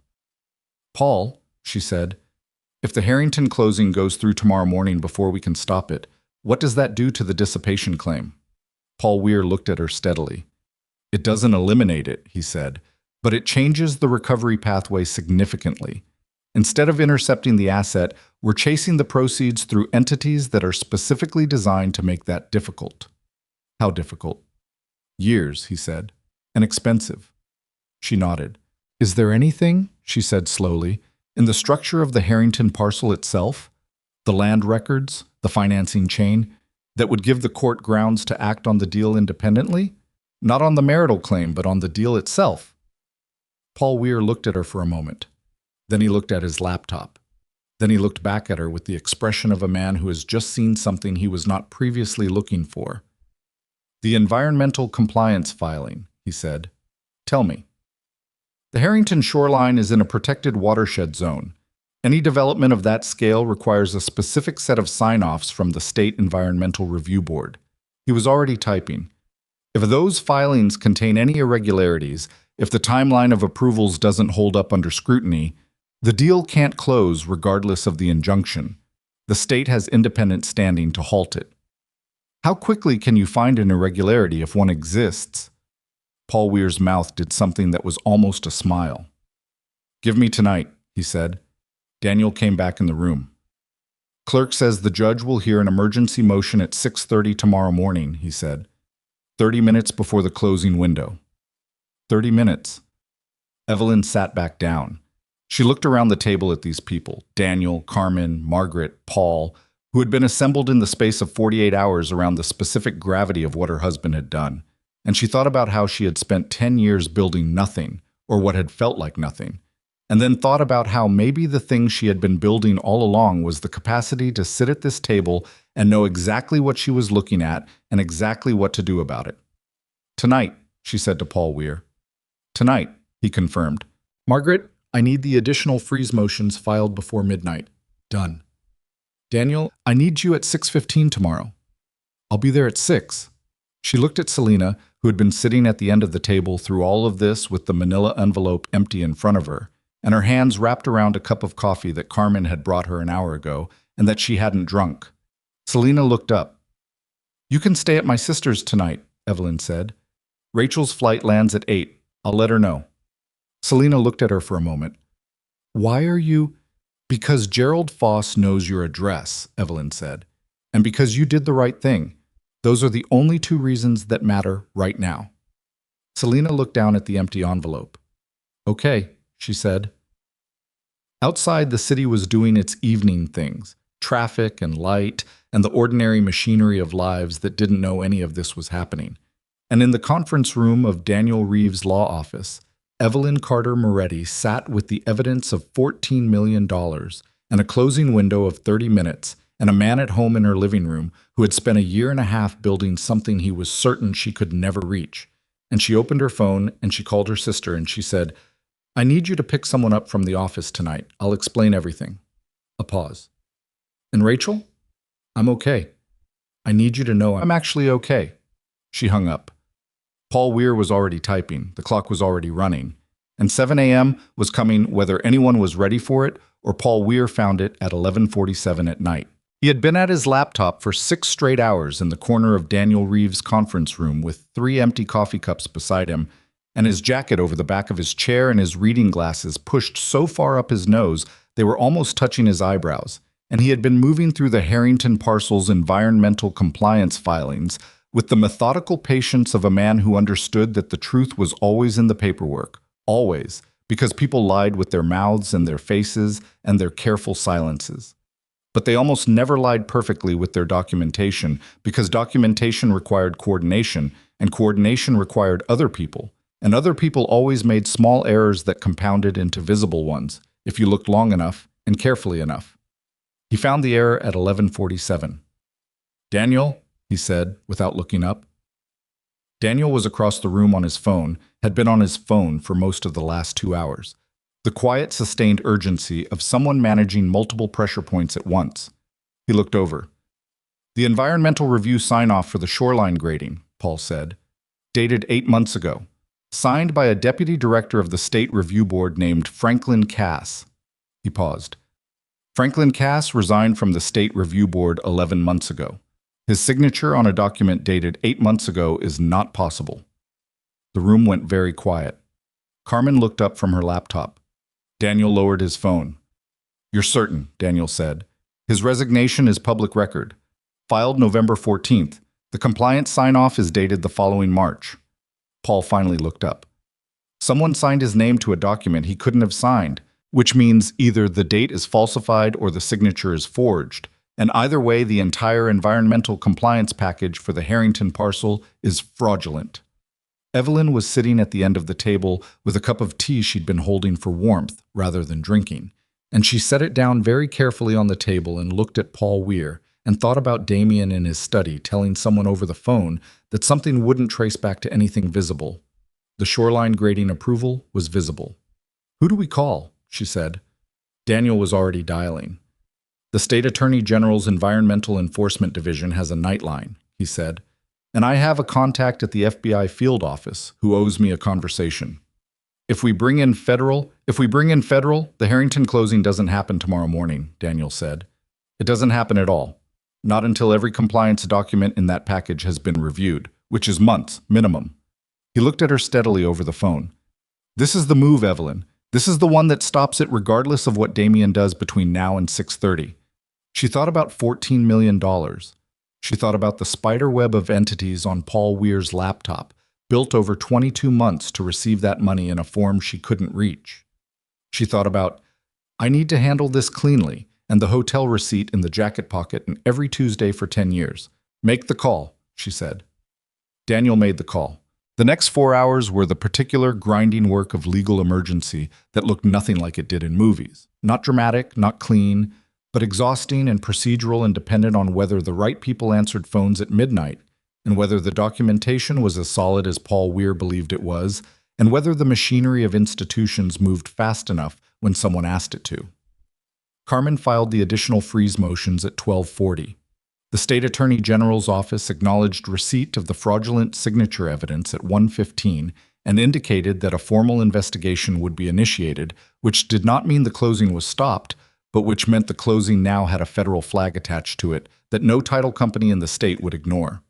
Daniel's FBI contact called back at 1:58 and spoke for 11 minutes in a low, careful voice that Evelyn could not hear from across the room, but whose effect she could read in Daniel's posture. The slight forward lean of someone receiving confirmation of something they had hoped for. He hung up and came back to the table. The Moretti Group has been a subject of interest for the Financial Crimes Unit for approximately 18 months, he said. They've been building a case around a series of real estate transactions that they suspected were being used for capital movement. He looked at Evelyn. The Harrington parcel is on their list. They didn't have the internal documentation to move. We just gave them the internal documentation. The silence that followed was different from the other silences of the night. Heavier. More final. What does that mean for the divorce proceedings? She said. It means the asset freeze becomes federal, Margaret Chu said, from the corner where she had been working quietly for the last hour. Which is more comprehensive and more durable than anything we could get through the family court. It also means that Damien's ability to use the Moretti Group's resources to fight the settlement is going to be significantly constrained. She paused. It's not an easy road, Evelyn. Federal involvement means the timeline extends and the complexity increases. But it also means you're not fighting him alone with a family court judge. You have the weight of a federal investigation on the same side as your marital claims. Evelyn nodded slowly. Go home, Daniel said. Get a few hours. The 6:30 hearing is going to be straightforward now. We're not fighting to stop the closing, we're informing the court of an active federal matter. That changes the entire character of the proceeding. He looked at her across the table with the particular expression of someone who has done difficult work alongside another person and seen what they're made of. You did this. I want you to understand that. Not me, not Paul, not Margaret. You made the decisions at every step. She didn't say anything for a moment. She looked at the table, the printed pages, the empty envelope, the coffee cups, the legal pads full of Carmen's handwriting, the entity charts on Paul Weir's laptop that looked like a web and were now a net. Thank you, she said. To all of them, simply. She drove home at 2 a.m. through streets that were mostly empty and let herself into a house where the lights she'd left on were still on and Damien's car was not in the driveway. She stood in the front hallway for a moment and listened to the house be empty and thought about how it had been empty before, plenty of times, and how the quality of this emptiness was completely different. Not the emptiness of someone being elsewhere, but the emptiness of a space that had begun the process of becoming hers. She set her bag down. She went upstairs. She lay down on the bed in her clothes and set an alarm for 5:15 and closed her eyes. She slept for 3 hours without dreaming, which was the best sleep she'd had in a decade. The alarm went off and she got up. She was in Daniel's office by 6:10. Paul Weir was already there, as was Margaret, as was Carmen, with fresh legal pads, and the specific alert quality of someone who had either not slept or had slept very efficiently in very few hours. The federal case number had been formally opened at 4 a.m. The State Environmental Enforcement Office had issued a notice of investigation to the Harrington Group's attorneys at 5:40, which had caused, according to Carmen's quietly satisfied report, a significant volume of telephone activity in the last 30 minutes. The 6:30 hearing lasted 9 minutes. The judge, a compact woman in her 60s, who had the particular efficient energy of someone who had been doing this work for long enough that almost nothing surprised her, reviewed the federal case number, reviewed the fraudulent signature documentation, reviewed the preliminary freeze motion, and said, in the tone of someone reading a grocery list, "The Harrington parcel closing is stayed pending resolution of the federal environmental compliance investigation. All transfers of marital assets are frozen pending the dissipation hearing scheduled for—" She checked her calendar. "The 14th. She looked up. "Is there anything else?" "No, Your Honor," Daniel said. "Then we're done," she said. And that was that. 9 minutes. 22 months of Damien's construction. The LLC, the entities, the consulting payments, the post-nuptial draft, the carefully sequenced timing around the resort closing, 9 minutes in a courtroom at 6:30 in the morning, and none of it was moving forward. Evelyn walked out of the courthouse into the early morning and stood on the steps and breathed cold air and felt the specific, complicated feeling that was not victory and not relief, but something that had elements of both and also elements of grief. Because the end of something that had been your life for 10 years was not only a liberation, no matter how necessary it was, no matter how thoroughly it had been built on something false. Her phone rang. Unknown number. She answered it. "It's Gerald Foss," said the voice. She stood very still on the courthouse steps. "I'm not calling to threaten you," he said quickly, as if he knew that was the first interpretation. "I need you to understand, What I said to Selena Vaughn was not authorized. Damien didn't tell me to make that call. I did it on my own because I thought it would—" He stopped. "It doesn't matter what I thought. I'm calling to tell you that the people in the organization who have money in Harrington are not going to come after you. That's a decision that's been made." A pause. "There's a line. Your situation is on the legal side of it. That's all I can tell you." She thought about Daniel's voice. "If he understands the extent of what you have." "Thank you for telling me," she said. "He's not a bad man," Gerald said, and his voice had a complicated texture that she didn't have a name for. He got turned around somewhere, lost track of what things were worth." She didn't say anything. "I've known him for 22 years, Gerald said. "He's going to have a hard time." "I know," she said. And she did know, which was the complicated part, which was the part that didn't fit cleanly into any narrative she could tell herself about how the last 10 years had gone and who she was at the end of them. "Okay," Gerald said, and hung up. She put her phone in her pocket and stood on the steps for another minute and then went to find Daniel. The weeks that followed were not a montage. They were not the clean, forward-moving resolution that the mind craves at the end of difficult things. They were slow and expensive and procedurally grinding and full of days that looked exactly like other days from the outside, while containing, on the inside, the specific weight of dismantling a decade. Damien retained 3 attorneys. This was information Carmen delivered with the flat precision of someone reporting a weather front. 3 attorneys, a forensic financial team of his own, a public relations firm that issued a statement about the Moretti Group's commitment to full cooperation with ongoing regulatory inquiries, which was the corporate language of a man managing public perception while trying to find angles he hadn't yet lost. There were no angles he hadn't yet lost. The federal investigation moved with the institutional speed of federal investigations, which was not fast, but it was thorough, and it was not going to stop because Damien Moretti was inconvenienced by it. The environmental compliance fraud opened threads that led to 3 other transactions over the previous 5 years. Transactions that Paul Weir's forensic team was now mapping with the particular satisfaction of someone solving a puzzle that had been waiting to be solved. The Harrington Group, once the nature of the compliance filings became clear, withdrew entirely from the deal and issued a terse statement distancing themselves from any party connected to the falsified documentation. $4.5 million in projected returns, gone. The secondary development phases, another $3 million in projections, gone with it. The investors in the organization who had money in Harrington were, as Gerald Foss had told her, not going to come after her. But their displeasure with Damien found its expression in other ways, in the internal economics of the Moretti Group, in the withdrawal of certain loyalties that had been structural to how he operated. Evelyn did not learn the details of this. She did not need to. She could read the shape of it in the reduced intensity of Damien's legal maneuvering by the 4th week, not the giving up of a defeated man, but the recalibration of someone who has lost significant resources and is now operating with less than he had before. They met in a conference room on a Tuesday. Of course it was a Tuesday, 6 weeks after the courthouse steps. Damien with his 3 attorneys, Evelyn with Daniel and Margaret. A formal session, the kind with an agenda and a court reporter and a specific procedural function in the divorce proceedings.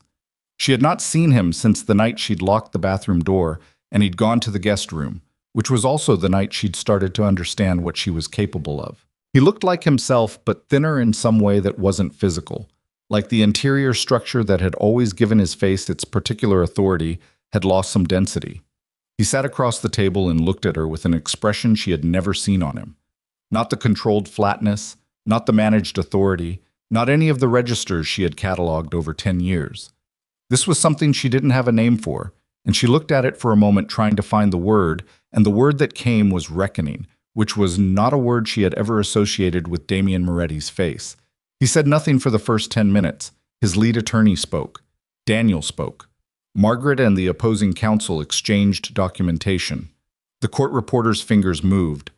Then there was a pause in the procedural back and forth, a natural lull while documents were being located, and Damien looked at her across the table and said, quietly enough that only she could hear, "I thought I was protecting what I'd built." She looked at him. "I know that doesn't—" He stopped. His jaw worked briefly. "I know it doesn't justify anything. I'm not saying it does. I'm saying it's how I understood it at the time." She thought about the email. She just stopped being the right person a long time ago. She thought about how a person could look at a decade of another human being's life and reduce it to she stopped being the right person, as if the 10 years were an experiment that hadn't yielded the expected results. "What you built," she said, "was partly built with me, whether you acknowledged that or not." He looked down at the table. "I kept that house," she said. I managed everything that made it possible for you to be gone as much as you were and come home to something that functioned. I built a career while doing it. I was present in our marriage in ways you were not, for years. And I looked away from things I should have looked at directly because I was trying to honor the commitment I'd made even when you weren't." She paused. "That labor is worth something. The law thinks so too, which is fortunate." His lead attorney made a small movement, the instinct to intervene. Damien raised one hand slightly, and the attorney stopped. "I know," he said. It was the simplest thing he had said in 10 years. 2 words, flat and unmanaged, carrying the specific weight of a man who has run out of construction to hide behind. She looked at him for another moment, and then she looked at Daniel and said, "Let's continue." The settlement negotiation took 11 more days. It was not easy. 3 attorneys on his side meant 3 vectors of complexity, and there were moments when the procedural grinding was so dense that Evelyn came home at night and sat at the kitchen table and could not feel anything. Not anger, not sadness, not relief, just the deep fatigue of sustained legal combat conducted by people for whom you are paying $450 an hour. But it moved. It moved because the federal investigation had changed the leverage entirely, because assets that had been designed to be unreachable were now visible and documented, because the post-nuptial draft was inadmissible as a completed instrument since she had never signed it, and its existence actually supported the dissipation claim, because 3 of Damien's own business partners, faced with the expanding scope of the federal inquiry, had quietly provided documentation that corroborated Paul Weir's entity mapping. Because Selena Vaughn sat in a deposition and answered every question asked of her with the careful, exhausted honesty of someone who has decided that telling the truth is the only way to stop carrying it, and her testimony put documentary flesh on the bones of the timeline. The final settlement was signed on a Wednesday morning in Daniel's conference room with the same people around the same table and the court reporter's fingers moving steadily. Evelyn received 40% of the Moretti Group's assessed business value, a figure that had been reduced from the pre-investigation valuation but remained substantial. She received the house. She received documented repayment of the $45,000 in marital asset transfers to SV Consulting, with interest, a line item her attorney had insisted upon that Damien's team had resisted and then accepted because they had no viable argument against it. The post-nuptial draft was formally destroyed, all versions, confirmed in writing by Teller and Brandt's office, under conditions that Evelyn suspected were not comfortable for anyone at that firm. She received, in the settlement language that Margaret Chu had drafted with the particular precision of someone who understood that words in these documents lasted longer than the feelings that produced them. Full acknowledgement that the marital estate had been subject to unilateral dissipation, and that this dissipation was the proximate cause of the settlement's terms. Proximate cause. She had read those two words several times during the review process, and had thought about what they meant stripped of their legal function. The nearest cause, the most directly responsible cause, the thing that when it moved, everything else moved because of it. She thought about the grab on her wrist. She thought about pressing the record button. She signed on the last page and dated it, and Daniel handed her a copy and said, "It's done." And she sat with that for a moment before she said anything back. "Okay," she said. "Thank you." He shook his head slightly. "Buy me dinner sometime." Deal. She walked out of the building into an October afternoon that was cool and gray and smelled like rain that had recently stopped, and she stood on the sidewalk and looked at the city going about its business, cabs and pedestrians, and the ordinary percussion of a Wednesday afternoon. And she breathed the air and thought about what came next, which was a question she had not permitted herself to think about in any real detail until the signature was on the page. Because thinking about what came next required believing you were going to get there, and she had needed all of her believing capacity for the work of getting here. She had gotten here. Rachel met her for lunch at a restaurant in the West Loop that Evelyn had chosen because she had never been there with Damien, had no memory of him in it, nothing to overlay on the space. It was a simple place, wood tables, good light, a menu that was mostly things cooked straightforwardly and served without pretension. Rachel arrived 7 minutes late, slightly out of breath from the cab she'd clearly taken faster than the traffic warranted, and she came in looking for her, and when she spotted Evelyn already at the table, she stopped walking for a moment and looked at her with the particular expression of a sister reading whether the news is good or survivable. Evelyn raised her water glass. Rachel sat down and did not speak for a moment, and then she said, "Tell me everything." So Evelyn told her. Not the full 11 attachments, not the 4:30 a.m. federal notification, not the specific language of the settlement, but the shape of it, the arc, the way it had started with a reunion invitation on a Tuesday and ended with her name on a document that said what was hers.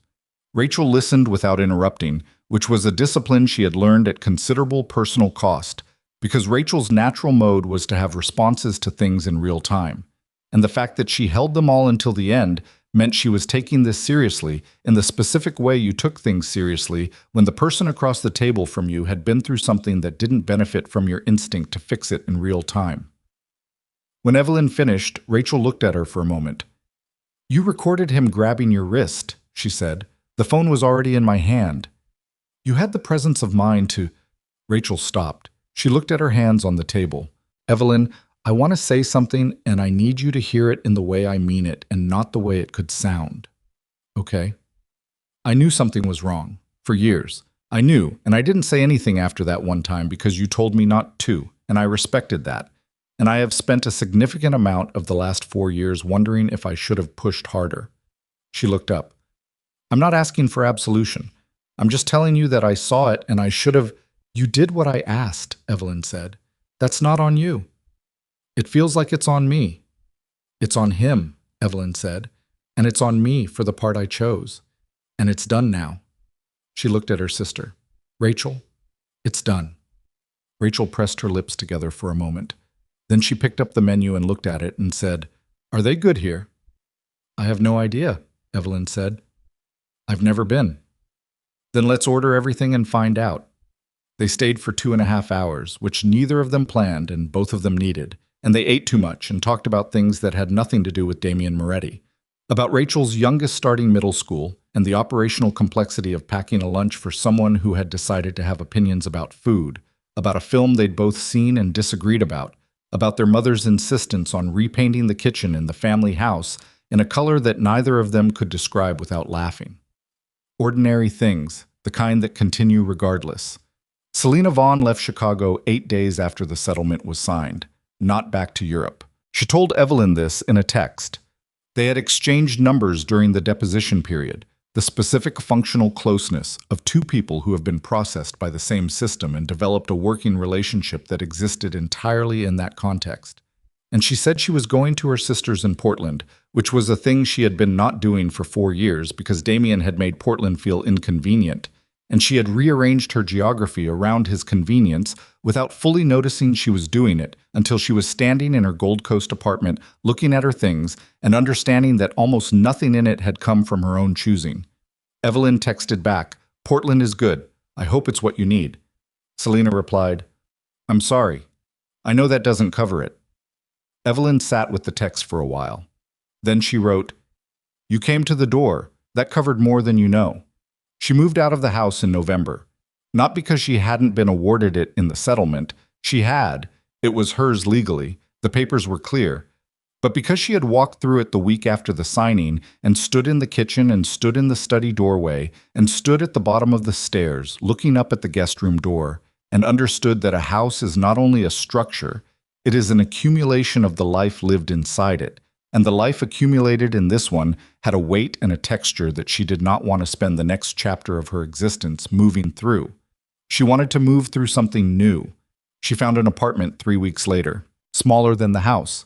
Obviously, nothing she could afford independently would have the square footage of what they'd had together.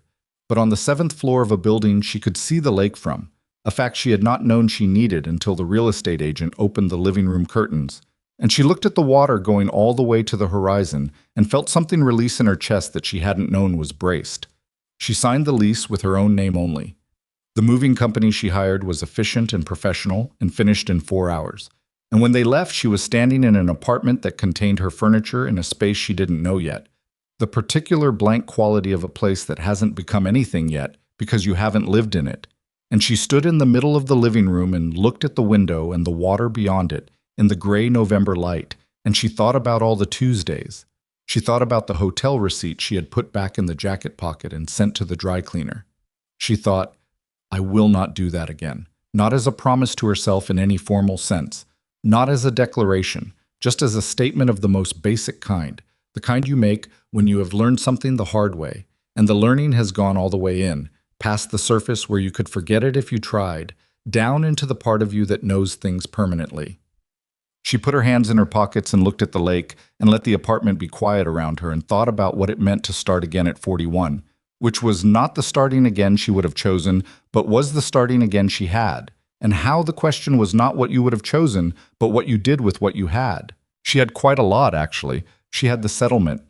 She had her career, which had continued through everything because the nonprofit didn't stop needing her just because her marriage was collapsing.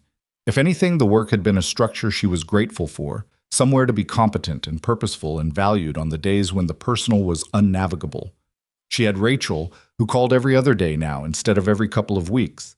She had Daniel Reeves, who had sent a bottle of wine to her new address with a note that said, "For the new chapter in the handwriting of someone who knew the weight of what they were toasting." She had the recording. She had the email. She had 43 pages of a draft document that no longer existed but whose former existence was documented in a settlement agreement that was now part of the public court record, which meant that the story of what Damien Moretti had planned and how it had resolved was not a private thing that only she knew about, was not something that could be managed or revised or presented differently. It was in the record. Records lasted. She had learned, among other things, that records lasted. The Moretti Group continued to exist in a reduced form through the federal investigation. Damien was not indicted in the first round of charges, which related primarily to the environmental compliance fraud and to a financial structure that his attorneys successfully argued he had not personally directed. He was a subject of ongoing inquiry, which was the legal way of saying the investigation was not done, and neither was the exposure. His reputation in the Chicago development community did not recover. The Harrington project was eventually sold to a different developer who started the environmental review process from scratch and found, in the course of that process, 2 additional falsified documents that had nothing to do with Damien's team, which told its own story about how development at that scale sometimes worked and what visibility really meant. She heard these things over months, in fragments, through the particular information channels that exist in a city where industries overlap and people know people. She heard them and registered them and went back to what she was doing, which was building what came next. She went back to the nonprofit full-time in January, after the post-settlement period had settled enough that she could give it her full attention again. Her director, a woman named Claudette, who had worked beside her for 7 years and had watched the last several months from a professional distance that respected what Evelyn needed, sat down with her on her first full week back and pushed a folder across the desk. "We've been offered a grant to expand the housing displacement program into 2 new districts," Claudette said. "We need someone to lead the expansion, someone who knows the politics, knows the communities, knows how to deal with developers who don't want us there." She tapped the folder. "I wrote your name in that box about 8 months ago. I've been waiting for you to come back." Evelyn opened the folder. The scope was larger than anything she'd managed before, not massively, not impossibly, but meaningfully larger, the kind of larger that required you to become slightly more than you currently were. She read the project description with the focused attention she brought to things that mattered, and then she looked up at Claudette and said, "When does it start?" "Yesterday," Claudette said, "ideally." "Then I'm late," Evelyn said, and pulled the folder toward her. Spring came in stages, the way Chicago spring always did. A week of warmth followed by a returned cold, then warmth again, and staying. She walked to work on the days the weather permitted. She learned the new apartment, learned which hours the light was best, learned that the couple upstairs had a dog that ran laps at 6 a.m., and that this was somehow not annoying but had become a kind of ambient signal that the day was starting. Learned that the restaurant on the corner had very good coffee and a counter where you could sit and read if you arrived before 8 on a weekday. She was sitting at that counter on a Saturday morning in March when her phone rang and the caller ID said Damien. She looked at it for the full length of 2 rings. Then she answered. "I'm not calling to relitigate anything," he said immediately. He sounded, she thought, genuinely tired in a way that was different from the performed tiredness she had catalogued over years. I found something that was yours and I wanted to make sure you got it." A pause. "What is it?" she said. "Your grandmother's letters. The ones in the red box. They were in the bottom of the hall closet, and the moving company missed them. I've had them since November, and I've been trying to figure out how to—" He stopped. "I should have called sooner." She thought about the red box. Letters. Her grandmother had written to her grandfather during a long separation in the 1950s, letters she had inherited and kept because they were the most direct record she had of how her grandparents had loved each other, simply and at significant distance, and without any of the infrastructure that made loving easy. "I'll have Daniel's office arrange a pickup," she said. "Okay." A pause. "Evelyn?" She waited. I don't have a speech," he said. "I just want to say that what I did was not about you being insufficient. I want you to know that. Because I know that's the story a person tells themselves when their partner decides to—" He stopped again. His voice had the quality of someone navigating language carefully in real time, without preparation, which was the most honest she had heard him speak in possibly the entire decade. "You were not the problem. The problem was something I was doing a long time before I met you, and I brought it into the marriage, and I covered it, and I told myself it was management, and it wasn't. It was just lying." She sat at the counter with her coffee in front of her and the restaurant doing its Saturday morning around her. And she thought about what he had just said, and she thought about whether it changed anything. And the answer was that it didn't change the facts, and it didn't change the settlement, and it didn't change the filing cabinet, or the email, or the grab on her wrist that was now part of a legal record. But it was true. She could hear that it was true. "I know," she said. "I know it wasn't about me being insufficient." A long pause. "Okay," he said. "Okay."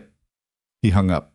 She set the phone face up on the counter and looked at it for a moment, and then looked out the window at the street, at the Saturday morning traffic, and the woman walking a dog, and the kid on a bicycle wobbling slightly on the curb, and she thought about her grandmother's letters in the red box, those particular records of how 2 people had stayed connected across a difficult distance, and she thought about what it meant to love something and lose it, and what it meant to lose something you had thought was love and discover it was something else, something that resembled love from certain angles and in certain lights, but was, at its structure, a different thing entirely.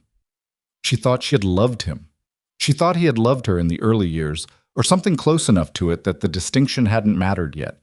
She thought they had both become, gradually and without announcing it, people who were performing a marriage rather than living one, and that the performance had become so practiced that neither of them had looked at it directly for a very long time. She had looked at it directly now. She picked up her coffee and finished it and paid and walked home in the March morning with her hands in her pockets and the lake invisible from the street, but present in the smell of the air, cold and wide and going past every horizon she could see. And she thought about the project folder on her desk, and the 2 new districts and the communities in them, and the work of understanding what people needed in order to stay in the places that were theirs. It was good work. It had always been good work. She had done it alongside everything else, and now she would do it without everything else. And the doing of it would not fix what had been broken and was not meant to. It would simply be what she did with the days she had, which was enough, which was the only thing anyone actually had to work with. The red box arrived at Daniel's office the following Tuesday. His assistant called to let her know, and she picked it up on her way home from work, carrying it on the train in her lap, the way you carry something fragile. Not dramatically, but with the specific care of an object that contains something irreplaceable. She opened it at the kitchen table that night with a glass of wine and the lake going dark outside her window. The letters were all there. 43 of them, in her grandmother's handwriting, thin paper and careful ink, the language of a different era, but the feeling underneath it entirely recognizable. She read them in order for the first time. She had read individual ones before, but never all of them, never the whole correspondence. And the thing that struck her, reading them through, was how simple they were. Not simple-minded. Her grandmother had been a sharp and unsentimental woman, but stripped of performance, stripped of management, stripped of everything except the direct statement of what one person needed another person to know. I miss you in a way I can't organize. I am trying to be patient.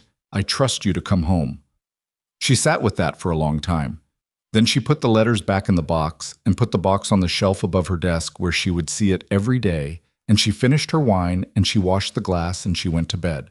She did not look to the left. She had not looked to the left in months, and she did not think she would start again, and this was not because she was now a different person in any dramatic sense. Not hardened, not made cynical, not the woman who came out of a fire changed into something you didn't recognize. She was still the person who had chosen to stay too long and look too often in the wrong direction. That history was hers, and she was not going to perform not having it. But she was also the person who had stood in a hallway and heard the truth, and not pretended she hadn't heard it. She was the person who had walked back into the room and eaten 2 precise bites of chocolate torte and opened the banking application. She was the person who had locked the bathroom door and called her lawyer before 6:30 in the morning and stood on courthouse steps at 6:30 in a different morning and breathed air that was cold and real and entirely hers. That was also who she was. Both things were true. Both things were her. She slept well. Outside, the city moved in its enormous and indifferent way, full of people building things and losing things and trying to figure out the difference between what they wanted and what they had settled for, and none of it stopped or slowed for any single person's reckoning, which was exactly as it should be, which meant the world was functional and she was in it, and the day was going to come again in the morning and she was going to be in that too. Which was enough. Which, after everything, was more than enough.